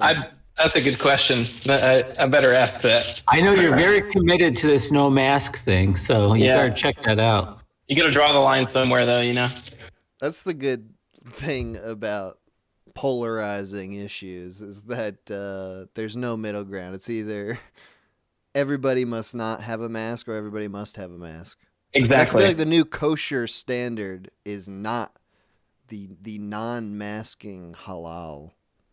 Well, why bother having an opinion if it's not like really out there and extreme? It's like a waste of time otherwise. If it doesn't specifically say that like millions or billions of people are living their life wrong, then it's really not worth talking about. The thing is, if you have an opinion and it like doesn't really bring you a lot of attention, just keep it to yourself. Yeah, it's not. We don't care about that shit. We don't care about what we agree about. Is anyone looking at the YouTube live comments right now? Because I'm curious what they think about Dr. Quate being an anti-masker. We got a spike. We have a spike in viewership, I have to say, in the past 5 minutes. Oh, it's all because of me. It's because I mentioned HelloFresh by name. all their bots started. They're bots. They're pro-mask bots. Uh-oh. All right, this chicken is going in the oven. What do you guys all think about masking? Hey, there's no topic on the stream today. Let's get into this, right? You guys want? Yeah, I don't know. I don't. What? What? You don't want to lay out a full opinion on this right now? I'm so fucking sick of hearing people arguing about bullshit about COVID. It's so fucking old. No one talks about anything else anymore. That's my COVID hot take. Are you serious? It's only been going on for like 2 years, dude. Come on. Jeez. Yeah, wow. Are you impatient? Do you not care about grandma? Like, we are trying to eliminate COVID from a conversation perspective. It's only 2 years to stop the spread. I mean, losing my fucking mind. I'm losing my fucking mind. Yeah. I'm being real right now. We got an angry boy. We're all angry for different reasons. It's okay. All right, fine. Let's not talk about COVID. I agree. The tomatoes are in the pan. I do agree that it's getting pretty fucking old. Even just talking about thinking about it, I'm sick of it. I'm definitely sick of caring about anything. Yes, that's what it is. You know what? Can we just all not have opinions? Like take a moratorium on opinions. Not us, just the world in general. Yeah. Moratorium. The only reason I would want to talk about COVID is if we had somebody who was not from one of the states we live in. Like Florida? Yeah, like Florida or like some deep south, like Oklahoma, like we all live in the states which are hardcore into the COVID stuff. We've been dealing with it for 2 years. I'm sick of this shit. Let's talk about cum or something. Yeah, hell yeah. Have you guys ever cooked with cum? Because they send it in HelloFresh in little tiny packets. They send everything in these little tiny fucking packets, and then they say they're anti-waste. They send a little free sample, then you have to sign on to the new program. Hello Cum, yeah. Yeah. Hello cum. It's expensive, you know. I can't make that shit myself, so. Not enough, no, yeah. Maybe like there could be like a I feel like that could be something, a cum like infusion, like how they do like spice infused oils. They could infuse cum. Like it seems like cum would be a good vehicle for absorbing other flavors. It's got an interesting texture. Yeah, like it makes me think of like those what is it, Indonesian ramens, where it's like, you know, it's ramen, but it's not a soup. It's a noodle dish, and they come with like a little packet. It's got 3 different sections. One's got, you know, like your pepper powder, and one's got your fried onion. These are toppings, and then one's got like this sweet thick soy sauce. Just throw in a little cum packet too. The sweet thick cum. That sweet thick cum. Hell yeah. We could talk about cum for ages. How many times have you guys ever cummed in your life, do you think? Like 4. At least. That's a great question, Quate. Thank you. I'm not even going to calculate it. Yeah, I can't say. I can't say. The number is it's just no. I can't think about it. Hundreds of millions. I have a recipe book I bought as a joke to send to somebody, and then I never sent it.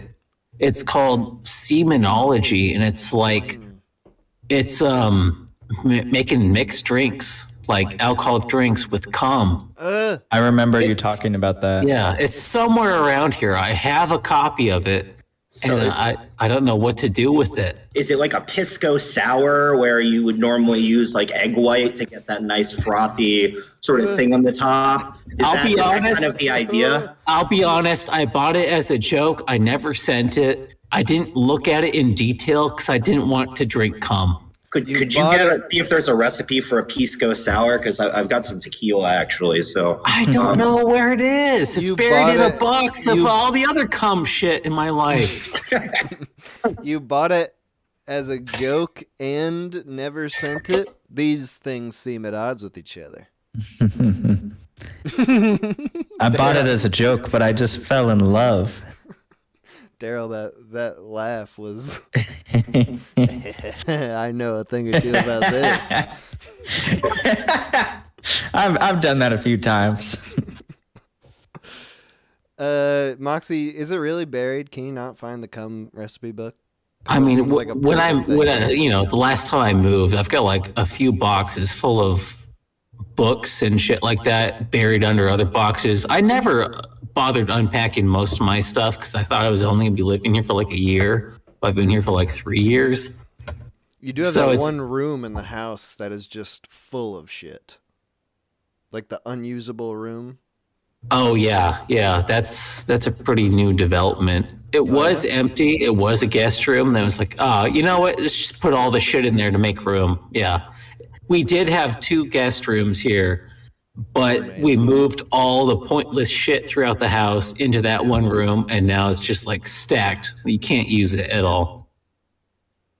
I didn't even want to look at that room when I was there. The thing is, like, it's really only good for, like, you can get like 2 feet into the doorway, blast some cum, and leave, and that's it. Is it that you can't find it, or you're holding out on us? You're trying to keep it from us. The cum book. You don't want us to taste the sweet nectar that you've discovered for yourself.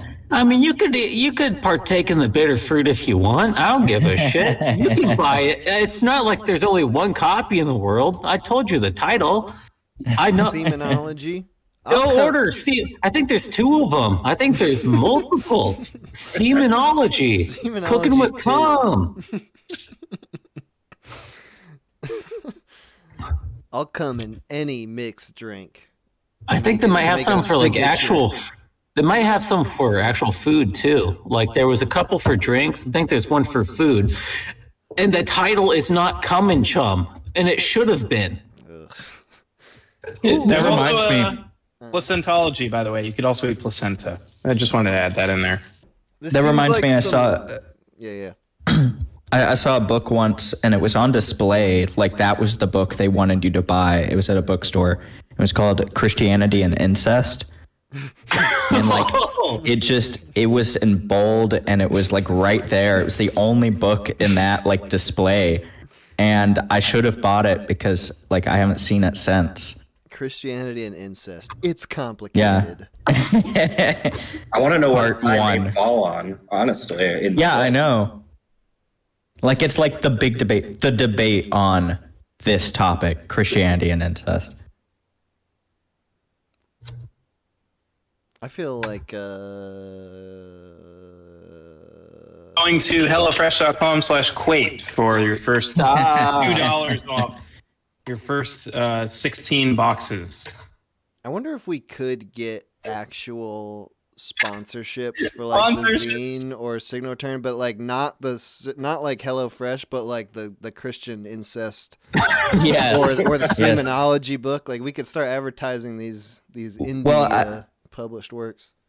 I imagine if there's a book on it that's like that big, that's like that big in the sense of like that many people want it, that they have it on display, that there's probably like some kind of cult following behind the book, maybe even like a convention you can go to for the topic.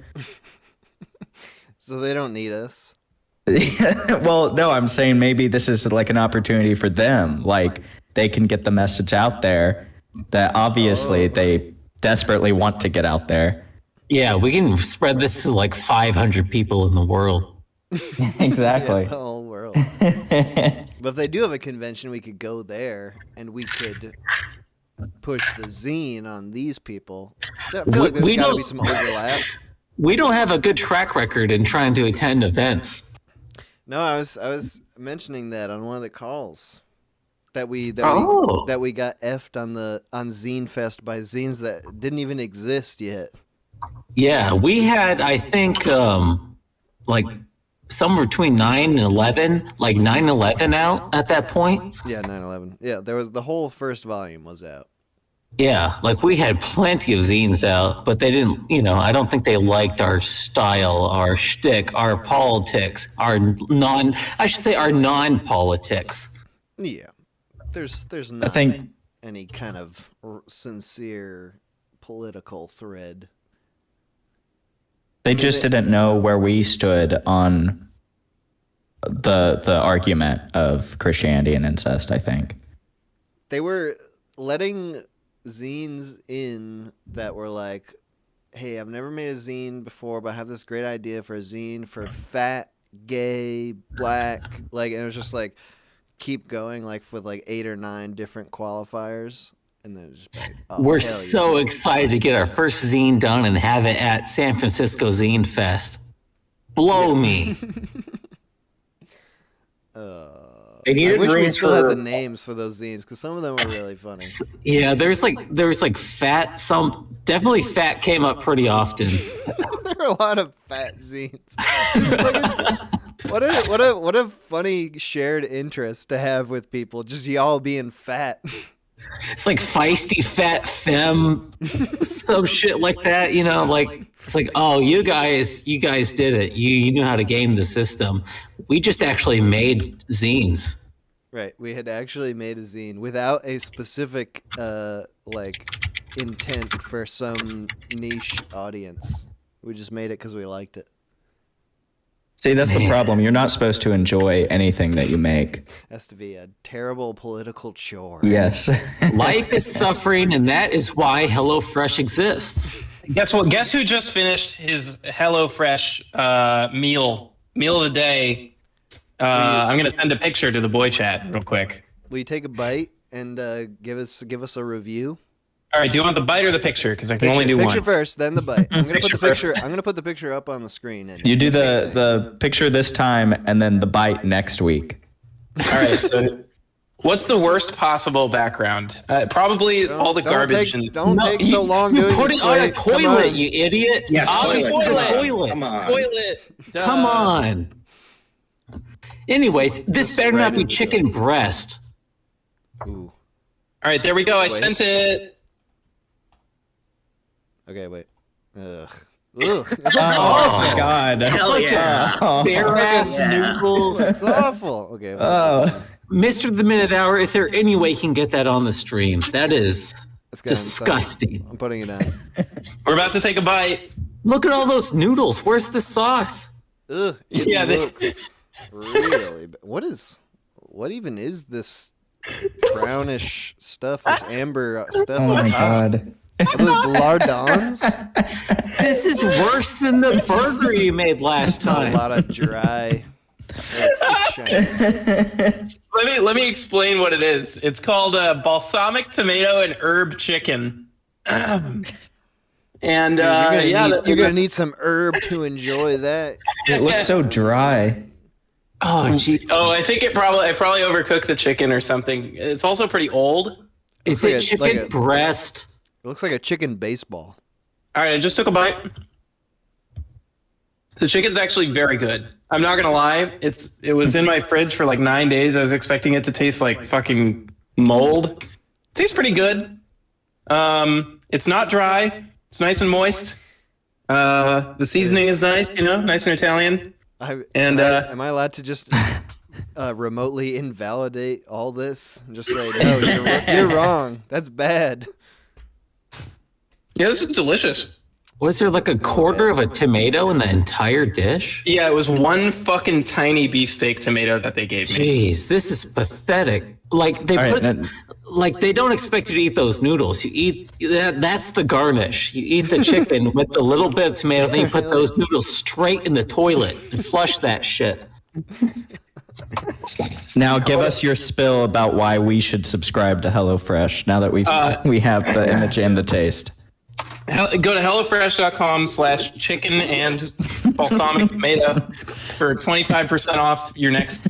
And if you vomit, it's free. This is the chicken quait meal. Yeah, we call it the chicken quait meal. Chicken cordon quait. How much did this cost again? How much? I believe this meal. Okay, so I made exactly double the amount in the picture, and this meal. This meal was, I believe, $35. Oh my god! Wait, and that was 20% off? Well, no, I didn't have any discounts. They don't give you your own discount. When you're an influencer like me, you have to pay the big bucks. You could have gone to an Italian restaurant. You could have gone and gotten Literally. We can a count nice this. Italian meal cooked for you for that much. We can can count this. It's on this plate you have about 30 cents worth of pasta. You have approximately $1 worth of chicken, about 50 cents of tomato, and maybe 50 cents of balsamic. And what's this white stuff? That's mozzarella. Mold. Mozzarella? All right, so that's another Yeah, like 50 cents of mozzarella. This So is what's this it is for? a $2 meal straight up. Okay, It you was said 17. It was like 16 or 17. you said this dish was old when you made it. Isn't like the name Hello Fresh? Like isn't that the totally whole my selling point? It arrived like 9 days ago, and I just left it there. And that's on me. Hello, make this eventually. Guys, we need to end HelloFresh. This is disgusting. Can we get some? Again, I'm eating, so I'm busy. Could we get some YouTube comment, like highlights? Like, choose the funniest, responses. Okay. Do you want balsam yuck? Why is he eating on the toilet? Let's see. Oh my God. What? Oh, no. Oh my God, what? Bro, just learned to cook. $35? 4 question marks. You're making people pissed. You're making people pissed, Quay. Hey, no, there's one who looks good here. There is one who looks good, I'm seeing. That's an outlier. That guy's a fucking shill. That guy's dead now. Quaid is part of the 1%. We just learned.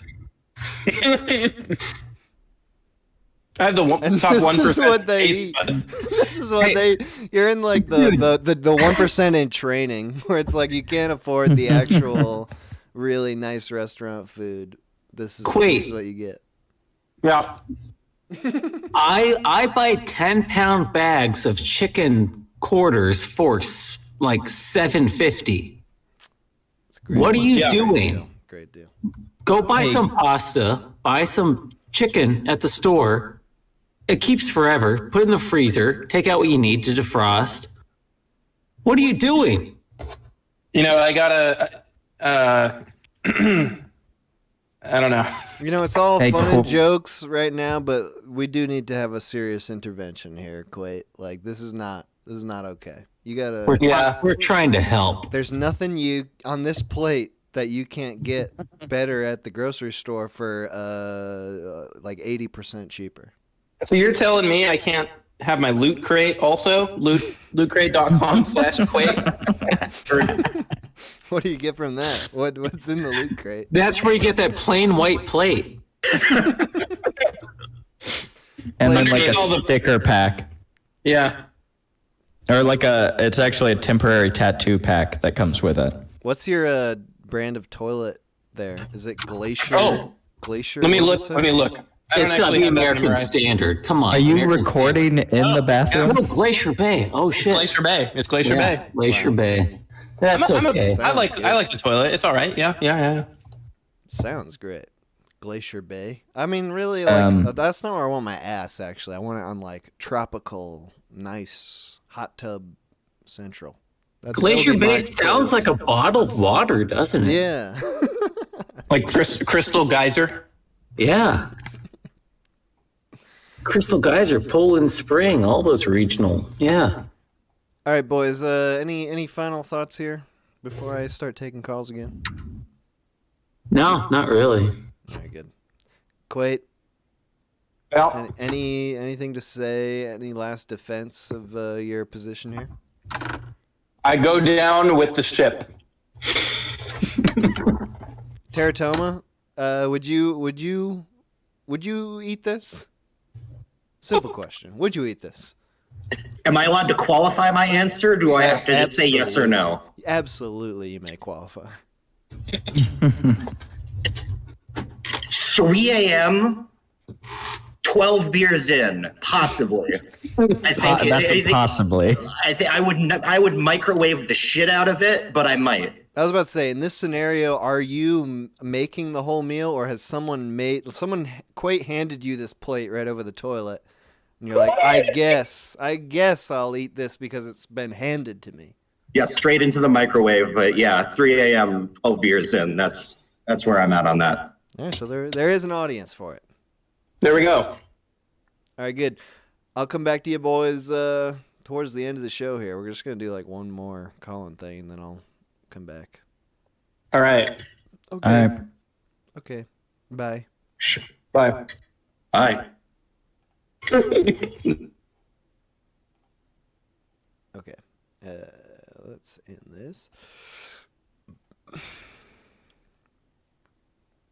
Okay. You can call in again. 518-288-7938. Someone's already calling in. Call from Argentina. To accept, press 1. Argentina. Hello. Oh, hey, what's up? Yeah, what's up? Oh, I didn't get the Google lady. Kind of bummed The out. Google lady knew your name somehow and told it to me. She said it in her voice. Kind of freaks me out, actually. Yeah. You saving my number, dude? Say what? For real, dude? You saving my number on Google, dude? Dude, I didn't do that. Fuck, man. Dude, I didn't fucking do that. Don't blame me. This is Google shit. Yeah, I had a gripe with you. Why don't you just hang up when you need to go piss? Like if somebody gets through the do not disturb. Because I feel Why don't you just hang up? I feel an obligation to take every call that comes through. Just be a dick. Also, that guy before was not kidding. If you just, I called once. I guess you really just have You're to call. also when just a you say one goodbye. call? Yeah. I feel so bad. There's someone who has called like about 1,000,000 times during this stream. I won't say the number, and but they're really getting fucked here. Apparently, one call is the strategy. Yeah, just one call whenever you say goodbye, I guess. To that one person, I guess you could call them back. You see their number. You can just call them back. I could. I will if Google doesn't. There is always a point in the stream where Google just stops accepting phone calls. So I'll get there. Yeah. Yeah, that's true. We've talked to you a few times on the call-in show, Argentina. Yeah. Maybe. Yeah, last time was also the scene stream, and you were like wasted. It's kind of funny. Yeah. I don't remember. You brought it up. I did? No, I just did. But you did. Oh, right, you did yeah. say I called several times. Okay, yeah. That was one of the times I don't specifically recall you calling because there was a lot of chaos. Yeah. Yeah, you were in Moxie's house, I think. That was a great thing during that stream though, because I was in Moxie's house, and eventually when I realized that I was too drunk to do the stream, I just let Moxie do it. It was pretty funny. Yeah. I doubt it was. I bet it was funny in the the laughing at me sort of way. Oh, well, yeah. But, Okay. yeah, you're not supposed to. It's just me laughing at you, yeah. That's fine. Like, absolutely. Well, what's been going on since then? You haven't been on since then, right? No, I don't think so. I've been busy. I go to school. I'm a student. Wow. What's that like? It's kind of sucks. Halfway through the semester, I got really depressed. I failed like a test in 2 classes, and I was like, oh, that's the end of it. But damn, what was the subject that you failed? What are you insufficient in? It was a class about like anatomy of the things that you use for speaking and hearing, and then the science of speaking. That's a real thing. You know, speech science is a real thing. I assume somebody's working on it. Yeah, not very many people, I don't think. It's pretty niche. But I want to be a speech therapist. So oh, yeah? I have to know about that. Yeah. Do you know a lot of people with speech impediments? No, not really. Dude, Moxie's got one. He doesn't seem like he did he used to have one. He's working on it. He learned from someone like you many years ago, but that guy can't. Yeah, guy's fucking. He can talk fine. I don't know. You're really fixated on that. I can't understand It's perfectly understandable. No, he's got a big problem with his double T's.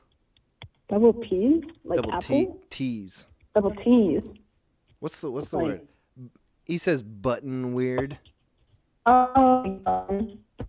Have you noticed? No. We'll get him to say button. We'll get him to say button in the next boys segment. And then we can have a great big laugh at his speech impediment. No. I thought you just got really drunk again. Argentina, you're breaking up. I can't hear you. I assume you're agreeing with me 100%, but you are breaking up a bit. No, not.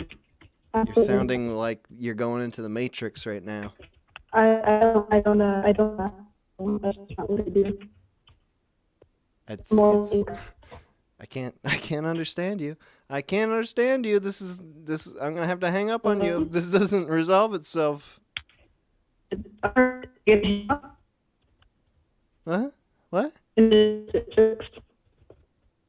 Where did you go? Where are you? Are you walking? Did you just go under a bridge? No, I'm just holding my phone. I'm not doing anything. I can sense, based just on volume, that you're getting angrier, but I can't actually hear what you're saying. Oh, well, you know. How about now? No. Argentina, Feel free right now, because nobody can hear you, to say whatever you want. Anything that you ever just like deepest, darkest thing inside you that you wanted to say. Because again, nobody can hear you. So just right now say. All right, you can hear me. You can hear me. I don't think I've ever had to touch another human's shit, actually. So that's cool. Everyone can know that. It's not really a big deal. So. They actually did come back in crystal clear as soon as you started. That was amazing. I'm not even. I'm actually so glad I didn't say something worse. Me too. That was pretty tame as far as it could have gone. Yeah, that could have been bad. That could have been bad. All right. Any what's I don't know, like you. No, get the I really zine? just called in to tell you can always just hang up on people if you need to go take a piss. I mean, You don't just like when saying. the few times I had to piss during the call? No. I don't like that either, to be honest. I feel like it's No, I wrong. mean, you probably shouldn't piss. It's the fact that you do it sneakily, you know. If you're gonna piss on the call, just go right next to the mic, dude. And I get Make it really weird. scared about it. Like it's really start and stop, because I'll start and I hear like the trickling, and I'll think like they can definitely hear that, so I stop and I wait to Yeah. see if they say anything. Anyway, You have it's not you probably have like incredible bladder control at this point. Yeah. I don't feel like that at all. I gotta. Oh, I don't know. I mean, yeah. Anyway. All right, then. No, that's it. Good night, then. All right. Hey, thanks for calling in. Yep. Good talking to you. Bye bye. Good luck with school. Okay. Do I have to? We could just leave this picture up. Call from. Grayson. I've talked to To this guy. accept, press 1. Grayson. Is that? What's up, dude? Yeah. Oh, good to hear from you. Yeah. What's up? We've talked I before, gotta- haven't we? We have once. All right, I gotta walk away from my computer so I don't hear the weird feedback. Dude, I'm actually thinking of a different Grayson. I'm thinking of woman Grayson, who's Terrible Tim's friend. No, this came up exactly last time. Yeah, I bet. I called. No, I'm not that Grayson. I'm a different Grayson. I'm calling for the second time, and I'm ever so excited just to chat. Hell yeah. What do you want to talk about, dog? Dude, I don't know. I'll talk about the zine, man. Hell yeah. I'm hyped for the zine. Have you ever... actually... Yeah. I was going to say that I think last week, I was looking for the Discord to try to put something into the zine, and I found that it was closed on invite. And so when I come in today, all of a sudden it's back. It is reopened. Get in there, Boy. bro. And the link that's on the YouTube is only good for 7 days. Oh, don't worry about it. I'm already in. Oh, hell yeah. Good. Oh, yeah, All right, so indeed. then what's the next plan then? Is it you submitting? I'm going to try to submit some stuff. Huh? What are you Oh. thinking? Art, writing? What's your Art. bag? Probably art. I mean, I don't know. Maybe I get into it. Maybe I put in some writing too. But I've got a back catalog of some stuff. You ever got the zine before? I've never gotten it, but I've looked through it on the internet. Nice. Yeah, all of the past issues of the zine are on theminutehour.com. Oh yeah, I'm definitely too cheap to purchase it from you, It's okay. but I'll definitely take it if it's free. It's always free. It always ends up going online, the PDF. And if you have like a printer and some paper, you can even print it yourself if you so choose.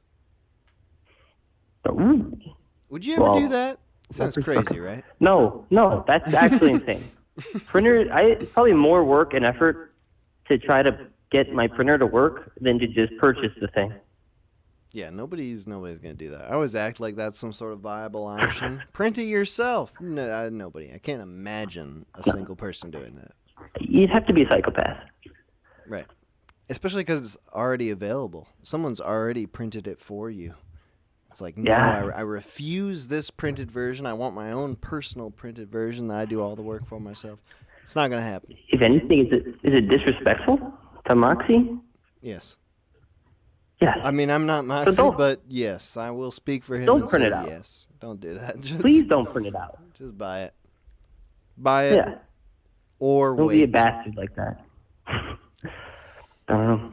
I've got some stuff I've been meaning to put into it. I used to keep a dream journal of all my dreams, but I stopped doing that, and I started drawing the dreams. What's would you want to tell us about a recent dream? I seem to remember listening to one of your shows that was about dreams, and the conclusion that you came to is that no one wants to hear about other people's dreams. I mean, regret saying that because I'm asking you now about your dream, and I do want to know. That's why I asked. You do want to know. All right. I'll tell you about one of my dreams. The only thing that's annoying about people telling their dreams is like when you can tell that they're lying to like try to like make their dream more crazy or more impressive.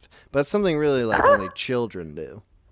No, I don't. I think that people really do have crazy and impressive dreams. Yeah, but it's like when you're a kid, you're telling a story about your dream, and then nobody's really responding, and so then you like just start making up details to make it like more entertaining. I don't know. I feel like how can you tell the difference? How can you tell the difference? Oh, I can tell. I can tell between a real dream and a fake one. I don't have to be there. All right, well, tell me about your dream. I'll tell you if your dream is fake or real. All right, my dream. There was one I had recently.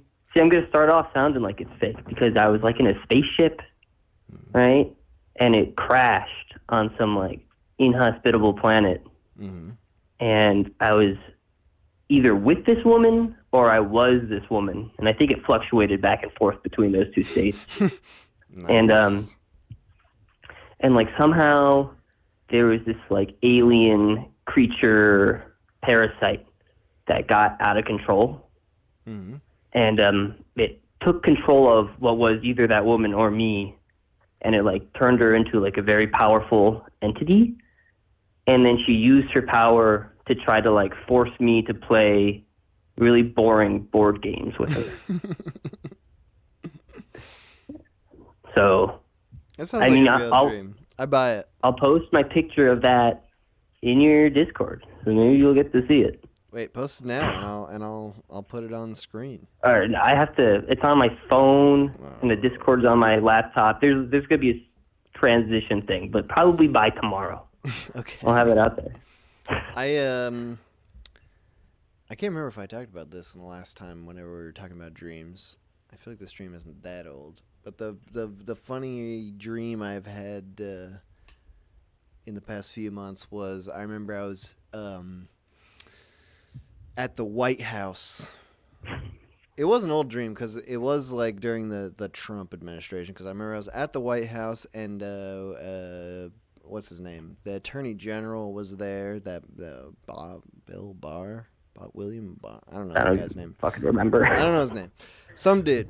And I was in the White House, or like, all this Capitol building sort of shit, and they were like, it didn't look like the inside of I mean, I've never been to the White House, but I don't think it looked like the inside of the White House. It was like all this beautiful wood paneling, like it was really dark in there, and there were Red Bulls, unopened Red Bulls everywhere, scattered everywhere.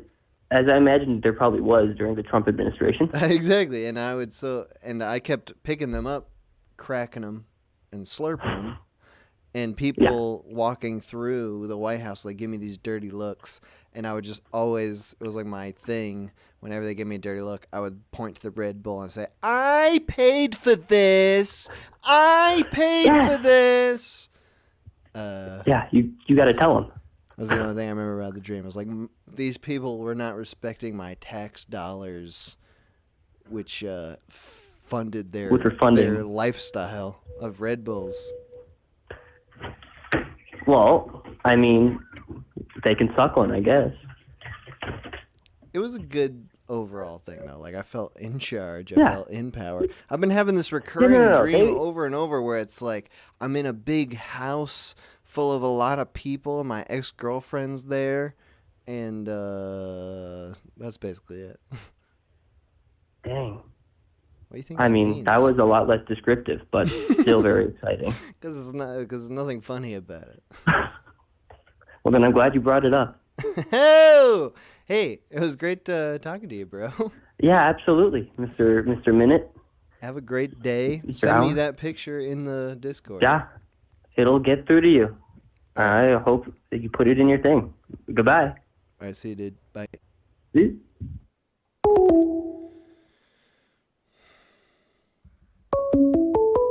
They're coming right in. Call from Gin Martini. Jin, Hi. what's up? Nothing much. It's my off day. I'm just chilling at home. Nice. Hey, I've been drinking all of that coffee you gave me back on the Dirty No way. Road trip. Which one was your favorite? If you remember. I don't remember the names of them. You gave me one that was described as apple and brown sugar, and one that was described as, like, I don't remember, fruity and earthy or something. I can't remember. I think that was a Kenyan and an Ethiopian. I think you're right. Yeah. They're both Anyway. delicious. Awesome. I'm glad you like them, dude. Yeah, hell yeah. I do the old pour over method. You know what that is. I do. I learned that. I don't do it myself. What's your ideal coffee making? Honestly, when I'm not working, I don't like to make coffee for myself. I always go out, which is kind of like a bad habit, but it's fine. It's a way of treating myself. I Why? don't treat myself too often. You don't trust yourself, or is just you Oh, want no, I you want don't the treat wage myself. slaves to do it for you? Hey, I tip well. I work in the service industry. I definitely tip others well. Nice. No, that was the coffee. I mean that place that you work there now, I imagine, right? I'm contemplating leaving, but I still work there. It seemed like a pretty hip, high-end sort of coffee shop.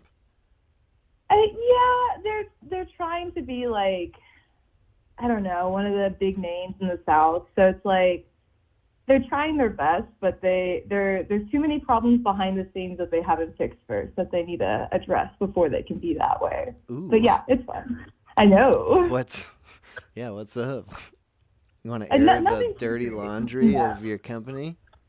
No, it's nothing that deep. It's just that we're constantly understaffed and like people are Right. constantly leaving. That's all. You know. I've only ever worked at a few coffee shops, but only ever like chain, super corporate. We don't really, I never had to care too much about the coffee really. It was more just like getting the shit done. I imagine for you guys there's maybe some more care. Yeah, I'm not someone who's the most knowledgeable about stuff, so I wish we cared a little bit less, but like also we're there to like help people and educate people on coffee in like Right. the most accessible way possible and the most approachable way possible. So I should know my shit, but I don't. I remember I worked at the Coffee Bean and Tea Leaf, which is a Oh my God, you did not. You know that place? Yeah, I do. Do they have them around you guys? No, I when I visited, I think it was LA. I saw a couple, and I've heard things about them. I wasn't impressed, but hey, it's a chain. It's it is what it is. I worked at one when I lived in LA for a little bit, and the one that I worked at was like it was in Brentwood, right across the street from the largest VA facility in Los Angeles. So there were a lot of insane homeless people who would come in there and be needing assistance. But the insane homeless people were never the problem. It was always, I got so upset when there were people who come into the shitty chain coffee shop and they were expecting like the awesome deluxe treatment, like they were going to get like the perfect coffee at this stupid fucking corporate chain. And there was this one lady, I remember, like, she just wanted the perfect cappuccino, and there was only one man who worked at our shop who could do it for her.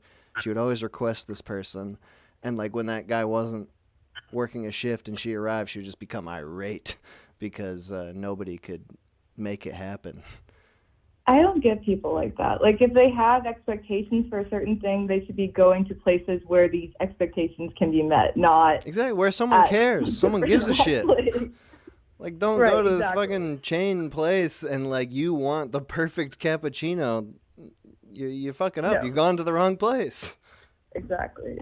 We specialize in the mediocre cappuccino. We specialize in getting shit done, and that's it. It was a great job, though. I loved it. I was working with like all Mexican women who were like my age, and they all loved me so much. I was like the only white guy there, and I was it was amazing. I was like a golden god. Everybody loved me so much. You don't get that in the South, do you? What do you mean? Oh, well, I mean, I have colored hair right now, so I will say the amount of comments I get of it on a daily basis is a little much, and the amount of old men hitting on me because of it.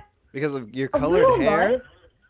Yeah, it's fine. I mean, it looks good. I don't blame them for commenting on it, but like, I get kind of tired of it, which I shouldn't say because like I can't be tired of compliments. That's awful to say, but like. It's exhausting to constantly think of like a new way to say thank you. You know what I mean? I've never had this problem. Okay, well, dye your hair and you can find out. I feel like if I dye my hair, I'll be getting compliments from the wrong crowd. Like who? I mean, hey, there's a different crowd for guys dyeing their hair. Let's be real. That's very true. That's very true, actually. Like. You know, yeah, I've known guys who dye their hair bleach blonde and they get a whole lot of compliments. Hey, when I was in LA, I was getting compliments from people because everybody in LA's got a scheme that they're working on, and they're even trying to get like fucking baristas involved in it. People would like random people would be like, "Hey, I'm working on this dating show. Do you want to call me up?" And it's like a dating show where the idea is a bunch of people just start kissing. Right off the rip. And then eventually whoever had the best kiss is going to be the star of this episode of the dating show. Would you be interested in that kind of harassment? That would be a moment where I'd probably just turn away, start crying, and walk away. Because that's, you know, how do you fucking respond to one of those things? Yeah, that's gross. Ew. Yuck. I gave him my number. I gave him my phone number. Oh, no way. Did you get on the show? It was a lady. If it was a man talking to me, I would have of course said no. But it was a woman. I was like, oh. Wait, were you being legit? Say what? That actually happened? I did not go through with it, but a woman did attempt, and I did give her my phone number. Oh, holy shit. I thought that was a bit. My bad. Oh, my God. No. That's sexual harassment. So sorry. No. No, it is. I mean, even if it is, I like that. I don't mind being sexually harassed by a woman. To an extent. There's obviously there's a line. Dude, is that Toner? Sorry? Did Toner just... No, Toner is still on his way home from work. Okay, I thought I heard He's him. been out for 11 hours today. Jesus Christ. For a company he's quitting. Jeez. Don't say that. No, it's okay. He's fine. He's okay. He's okay. Goddamn. Hey, so great talking to you. Thanks for calling in. Thanks for the coffee, which is delicious, by the way. Of course. Yeah, it was yummy. Cool. Any final Have a words great day. here? Anything you Oh, wanted to for say? me? Cats or dogs? Sorry, say that again. Cats or dogs? I'm thinking of adopting a cat or a dog, and I'm debating on it. I like cats. I don't understand dogs. I get the people like dogs because they're all friendly and shit, but they're too needy. They need too much attention. Cats you can ignore for weeks. It doesn't matter. But that's just me. Valid. Okay. Well, have a good night. All right. Thanks for calling in. See ya. Bye. Yeah, I don't want to pay attention to a dog. I really don't even care about animals. I know that this makes me sound just like a terrible person, but I don't care about animals. I don't give a shit at all. Call from Rosemary. Who are all these women? Oh, Rosemary! Rosemary! Yeah. How's that baby doing? She just turned 6 months old, so she's doing her thing. She's right in front. I mean, she's listening to you right now. Oh, what's up, baby? Wait, wasn't the baby called Rosemary? Her name is Rosemary. Who? So you were telling Google her name? You know, I wanted you to like remember, and I'm pretty sure you don't remember my name. So I was like, I think you remember the baby. Wait. See? No, it's all good. Let me think of it. Something. Is it a little bit ethnic? I don't know. What's an ethnic name to you? Like Rosalita. That would be very ethnic. It does end in an A. It's Veronica. Okay, I wasn't gonna get there. To be honest, I It's a wouldn't have long got name. I get but it. I do remember it now that you said it. Yeah. Is that ethnic to you, that name? Sorry?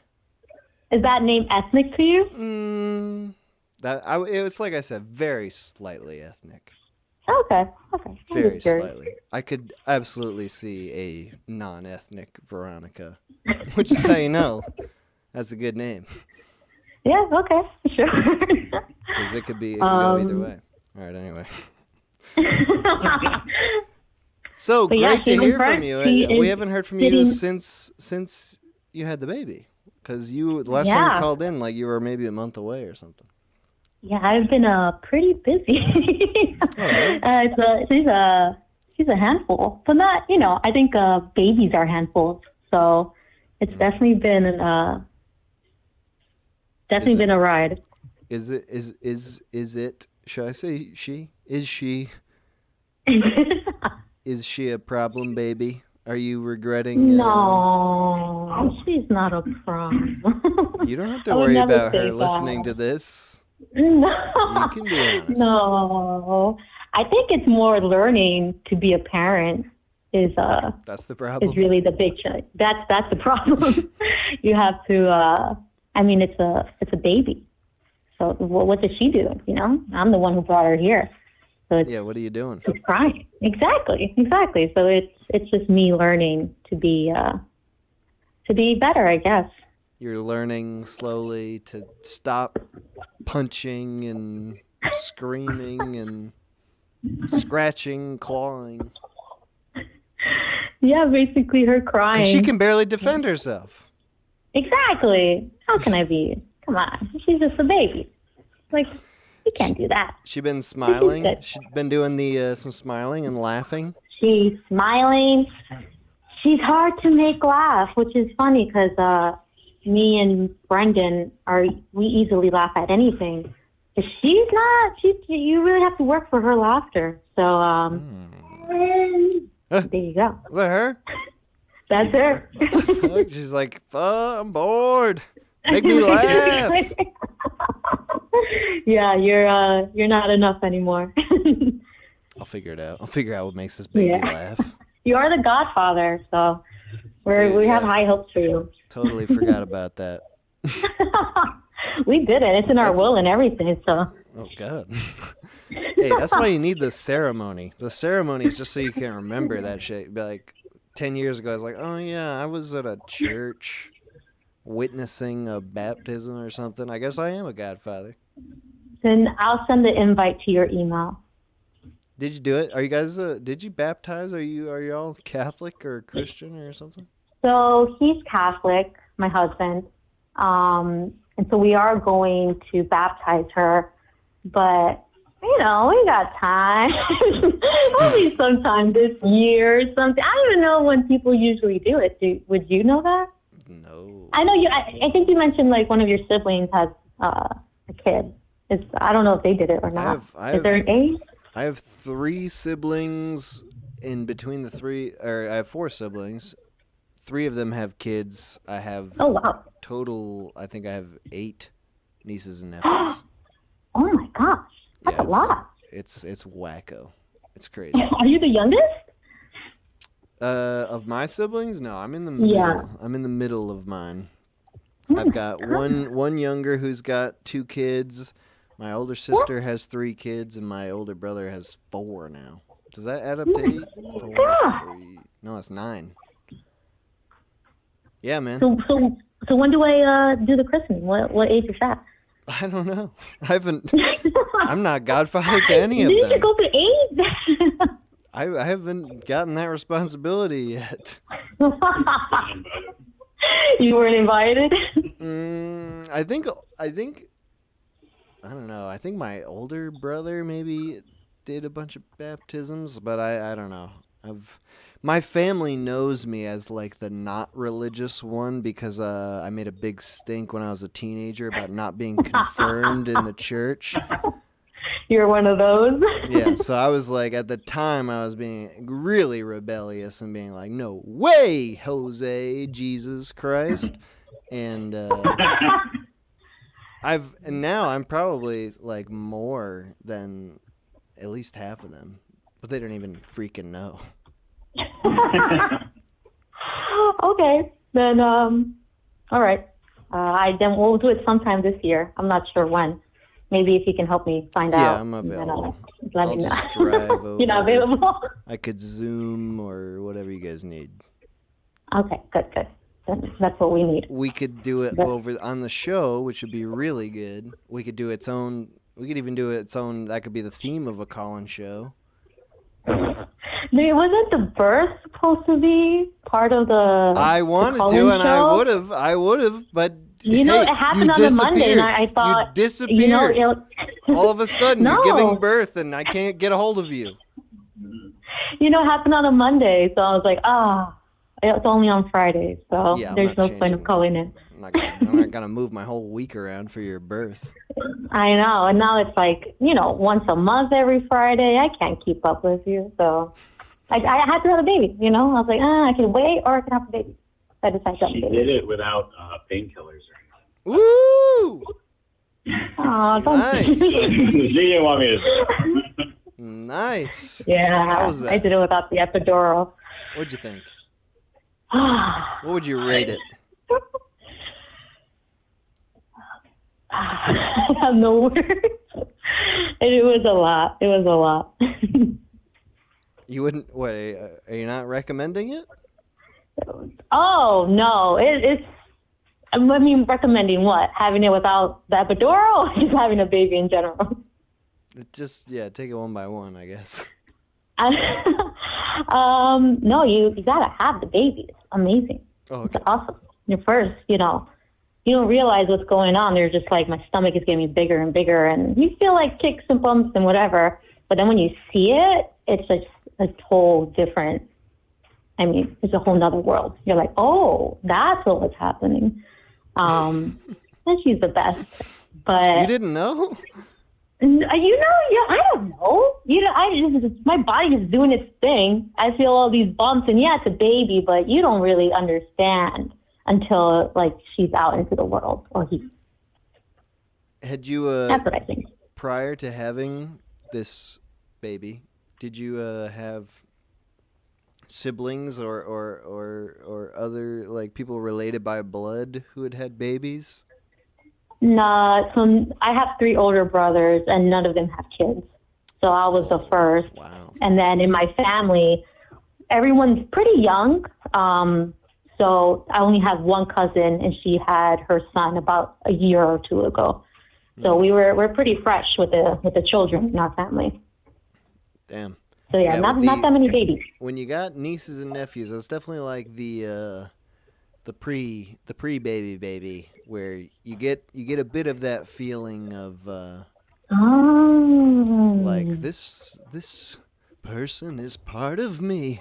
Aww. It's yeah, very I guess I never had that because I was like, we're kind of the first. So, and she's like the first baby I even ever, I guess, got to know, if you want to say it that way. But there was no other babies in our family. If you could do it all over again, what would you change?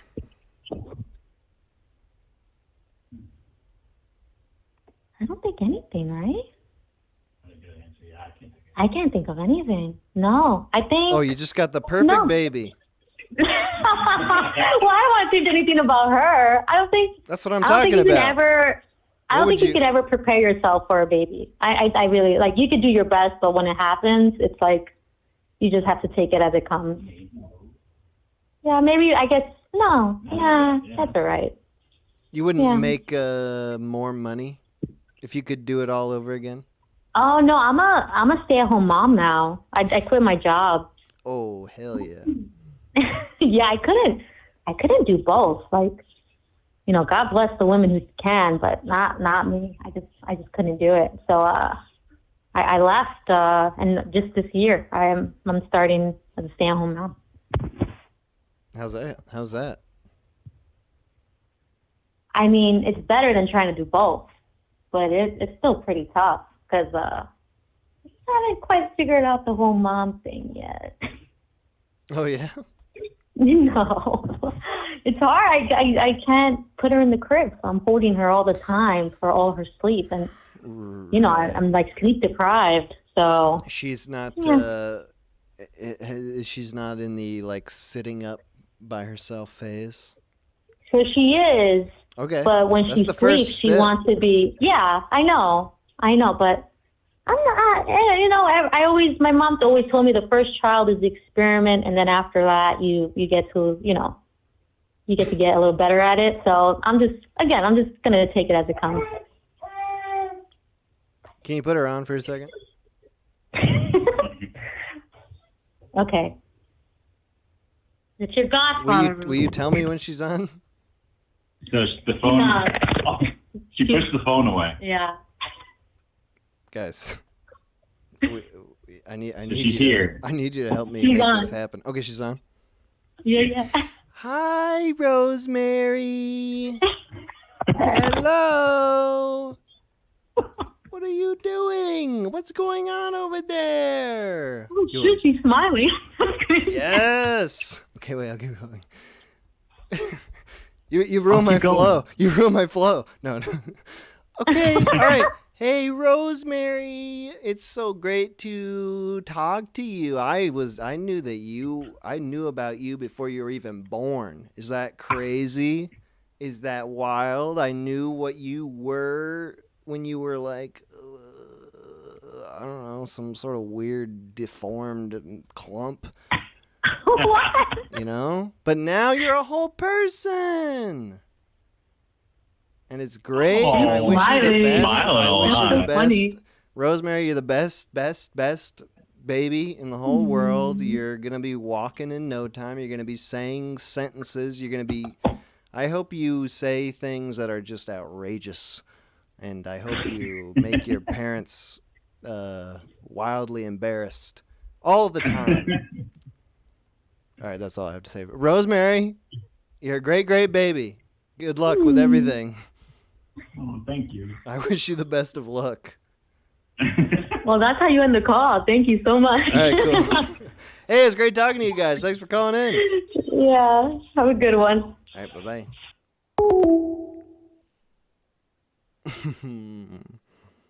Yeah, I know how to talk to babies. I'm pretty good at talking to babies. Pretty good at making babies smile. Pretty much. Pretty good at making babies. Okay. This is the guy. From E Sweezy. He's on the Discord. Yo. Hey, it's the minute hour. You're the guy who's been calling in nonstop, baby. I finally made it. You did it. Was there a trick this time, or was it just? Is it the 7,000th call? That is the lucky one. I think it was all the repetition that probably led to it. That's a good alternative strategy. What's going on, man? How you doing? I'm doing okay. I slammed a 6-pack of Corona. Nice.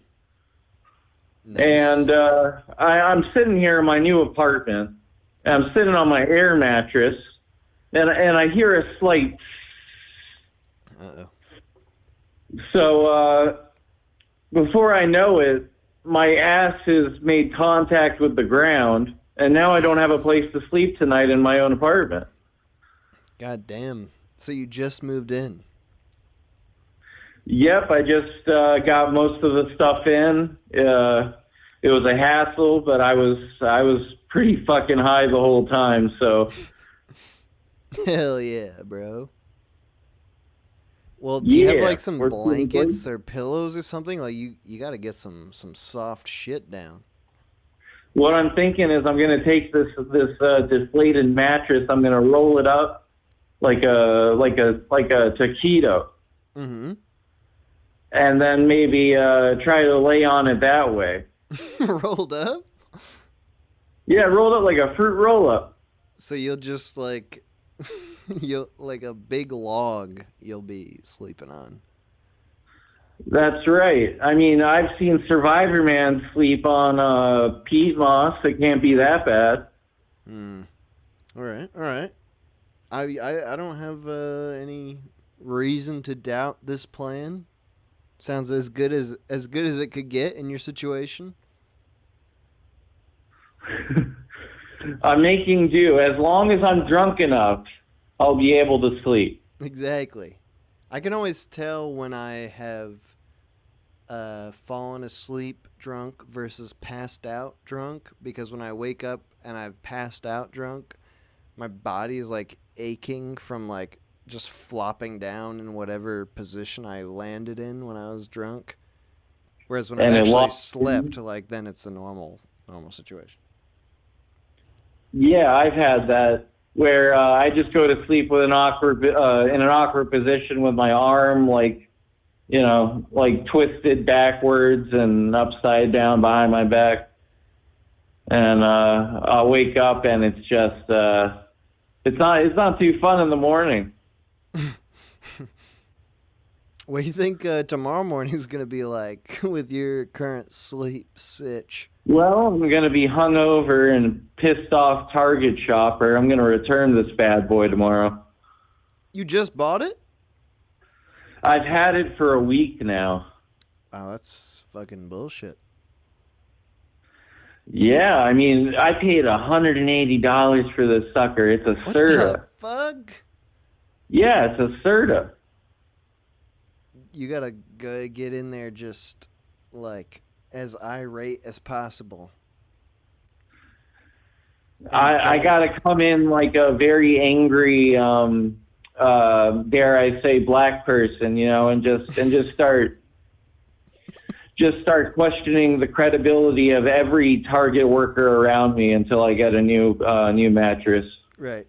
Well, you could definitely like make it personal and say that like the people specifically gave you a defective mattress because of you specifically. They hate you.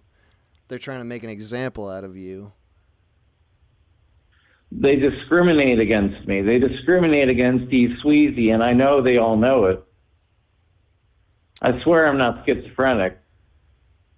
No. No, they all know it, though. They all know it. Nobody who listens to the Minute Hour is schizophrenic. I mean, most of there's nothing wrong with it, but most of your fan base does seem to be leaning schizophrenic. Am I right about that? Hey, there's nothing wrong with it, like you said. There's nothing wrong with it at all, but in fact, it makes the world go around. Yeah, maybe you got a little a tenuous grip on reality. Nothing wrong with that. As long as they can function during the day and get their chuckles and their nut off when they're on the stream like today, it's all good. That's what it's all about. We can we can chuckle along with each other even if we are crazy. There's nothing wrong with that. There's nothing wrong with being crazy. In the past, the crazy people, like they would be the oracles or whatever. Like, you have a schizophrenic person, you're like, hey, we should ask them about the future. But now they're just crazy people. I'd like to see some firsthand accounts of BC of schizophrenic people. You know, before the birth of Christ, like ancient Egyptian schizophrenics putting out hieroglyphics, just scrawling hieroglyphics across the pyramid walls. Seeing what kind of advice they're doling out. Yeah, I mean, for all we know, the schizophrenics could have written half of the Rosetta Stone, and we're just going off of that. That's why it's in all those different languages. Exactly. I mean, how would they know? Obviously, it was just someone who found maybe ink or some kind of something that could stain stone, and they just kind of went ham on it. And now to this day, when we study Egyptians, we're studying ancient schizophrenics. And that's a good thing. I think it's a good thing. It adds creativity to the world. Makes the wheels on the bus go round and round. Hell yeah. Hey, thanks for calling in, E Sweezy. Hey, glad I made it in Minute Hour. Always good to be on. It's great talking to you, man. You're gonna be the last call of the show. What do you think about that? Ooh, that makes my nipples a little bit hard. Yeah, it's provocative. Oh, it sure is. God damn. All right, I'll see you, dude. Okay, Minute Hour. Peace. Bye. Okay. Do we got boys in here? We do have a couple boys in here. Comb, put in rice, all that sort of shit, remove the moisture.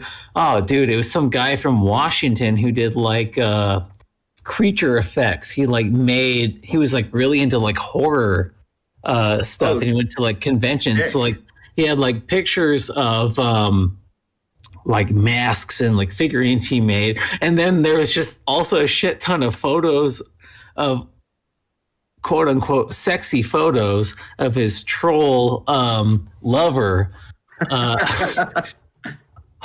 the Mid Hour is here. This is live. Yeah, what the hell are you talking about?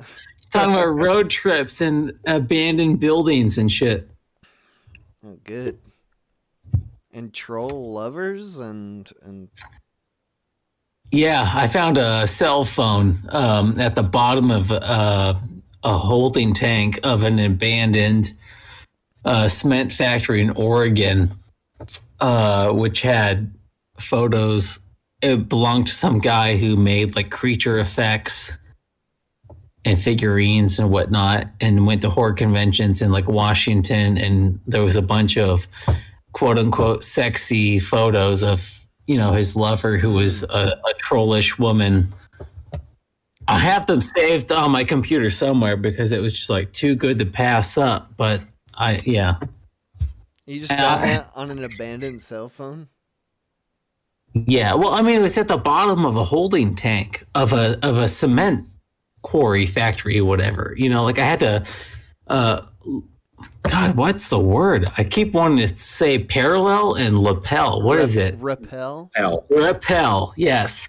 I had to rappel down. I had to find a rubber hose that was at this abandoned area, like two of them, tie them together, rappel down, grab this phone, climb it back up, then drive, you know, a couple states over to where I lived, let it dry out, and then try to figure out how to, like, you know, hack a phone. I've got like chat, like the text logs and stuff saved somewhere on my computer, and the photos, and there were some quote unquote sexy photos.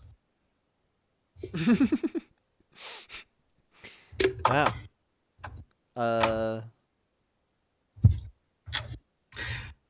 I mean, I'm sorry to get us right back onto the whole cum thing, but there's probably some residual cum on that phone, honestly. It was a very cheap, like HTC, bottom of the barrel, you know, just cheapest. I mean, the guy dropped it and went, oh, yeah, I'm never getting that back. And then drove like a state or two over to where he lived and assumed nobody would go down there and grab it and look at the photos. It's good that it survived, though. That's a plus for that phone. Yeah, it's a pretty solid phone. I had an HTC Droid Incredible back in 2009. In the early days, HTC was like one of the major ones, and then they just like totally shit the bed, probably like 2013 or something. Like they're totally dead. I had a HTC One X. When was that from? I don't know. More recent. Quait, 2013. Did you finish your meal? Yeah, and now I'm drinking Wine Direct wine. Go to winedirect.com/Quait for your first $1 off $100 of wine. Nah, just kidding. I am drinking wine, but it's from just the corner store. Okay, all right. That's good. That's good. I was about to get upset. You're not signed up to the Sellers Wine Club? Savvy. Oh yeah, Savvy Sellers, right? Huh? Huh? Huh? All right, guys. This is good. Yeah. This is good. Okay, we've gone back to the calm. We've gone to wine. Where are we going next? I ran out of topics. Wait, I got something. The wine had some insanely Italian shit on it, and I'm gonna read out. I'm walking all the way over to the fridge. I'm gonna read out what it says on it. So it's a Pinot Grigio by Cantina Zaccamini. Il vino tal protetto. Calei de pescare, indignati geografica ticchina. That's it. That's basically it. What year is it? That's a good question. Well, it's a white wine, so 2020. So this is one of the last remaining pre-COVID artifacts, and I'm drinking it. Oh, nice. Free COVID from 2020. Yeah, right. January, bro. Oh yeah, that's true. I guess it was still in our favorite province, Huanan. I wish I had anything to say. I can't even help close this out. I'm out. Okay, well, here's something. Do you guys have Hold on. anything? Do you guys have anything? Yes, absolutely. Me and Teratoma Jones were talking earlier about, hey, why the hell is your volume always so low on yourself on your streams, dude? Is it? Yeah, it's pretty bad. It's People like you- comment on it too. It's really bad. I went back and I was like looking at the stuff where I was talking, you were talking, and I thought, it's like there's like situations where I'm talking where I think I'm the background, and we'll go, oh yeah, but instead you're just like, I'm going, oh yeah. And it's like it does not mix well. What are you doing? Are you not looking at your OBS at the levels? What are you doing? Okay, first of all, no, I'm not. Second of all, I was listening to our zine stream from last time, and I noticed that my voice was far louder than your voice. So I did what I do best, which is overcorrect. So here we are. I just tried to fix it, but I don't know. Do you have OBS like the visual, like up and like? Can you see it when you're streaming, or not all the time? Because I'm going back and forth between because I got two screens. One screen is dedicated to showing the stuff that I'm gonna show on the stream, and then the other screen is for everything else. So it's got the Google Voice, it's got the YouTube Live stuff, it's got the Discord and OBS. So I only ever have one of those things in focus at a time. Okay, yeah, sounds like you need a third screen, tech boy. I need a tech boy. I need an intern. I want an intern girlfriend. I'm sure someone in the chat will be an intern for you. I don't know about the other thing, though. Well, we'll work on the other thing after they're my intern. Boys, you can't just not laugh when I say something like that. It really makes it seem scary. Am I supposed to laugh at that? That was supposed to be a joke. It's far too late. Now it seems like you're laughing at something else entirely. That is really funny, dude. You should get like a guy Nope, can't say that joke. Sorry, gotta cut that one off. Right, I'm glad I'm not drunk enough to just say the end of that sentence. Fill in whatever the end of that sentence would have been. Good. See, if we had an intern, we could have had that punched up for Quaid so he could just read it right there, you know? Yeah. Intern's a good come up idea. with it. Right. Hey, dude, when it comes to Quake, I'm sure it's punching down. Everything is punching down with me, dude. I'm as high as possible. Ooh. Nice. Could is there anything funny any one of us wants to say to end the stream on? No, we're deadly serious. You need to watch your audio levels, dude. This is should we just end with you guys berating me for the technical quality of the stream? Yeah, probably. If it will change something, some good in the world. Okay. Any final words about that then?